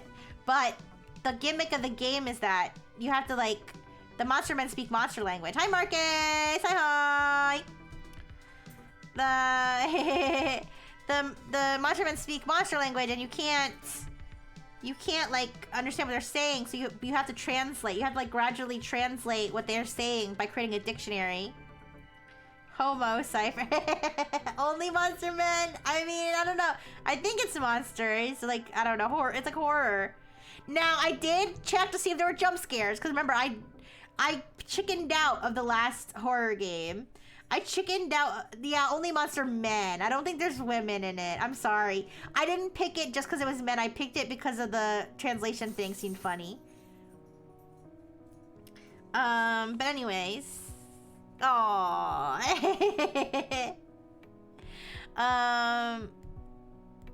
But anyways. What was I gonna say? Oh, I chickened out of the last horror game we played because there was too many jump scares. I was too scared. Now, I did check if there were jump scares in this one. They said there are, but it's like pretty mild. So, like compared to other horror games. And it's like specific things. So like, I think I can handle it. I think I can handle it. I played games with jump scares before. It's just the last one was like, I don't know. That one was really scary. That one was so scary. Plus, you like lose the game. Like, it was just, I would have got too frustrated if you get jump scared. But anyways. But yeah, I'm excited to play that tonight. What time is it? Oh, I have to go. I have to go. Maternal unit is coming to help me finish up the cleaning. But yeah, I do have to go. I want to miss you guys. I had fun today. Sorry if I was kind of, excuse me. Sorry if I was kind of all over the place. Like I said, I was like really sleep deprived. Regular men just can't compete with 8'9" half rotten purple dudes. In the dark void where their chest should be. Ooh, no, I like different engineers. Also, that's way too tall. That's way too tall. I can't even. I'd have to like look. No. Aw, I miss you too. I love all the French engineers so much. I will. I'm gonna take a nap. Even if I have to take a nap while my returnal unit's here, because... Yeah. You're gonna play... It's a Rainbow Siege 6er! It's Rainbow Six Siege, I know now, okay? Alright. Let's find someone to raid, and everybody stay safe and warm. Okay. Let's see who we can raid today. Ooh. Let's see. Oh. Okay. I'm gonna raid Davidia Storm. Davidia's playing Pokemon Unite. And you're gonna play 6 Siege Wraith. I'm gonna... How much time you'll be leaving? I'm gonna be back at 11 p.m. Eastern time. I'm gonna be back at 11 p.m. Eastern time, so like 8 hours and 45 minutes. Oh my gosh, that's so long! I'm gonna miss you! Okay, but anyways, I'm going to raid Davidia Storm, who's playing Pokemon Unite and is wearing an interesting outfit. So I'll send you there.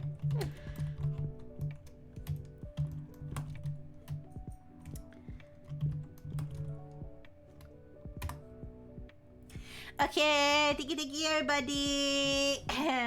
Thank you Isuru, give you so much. Thank you Amaterius, thank you Marcus, thank you Toaster, thank you Twitter Ponies, thank you Arpang, thank you Rand.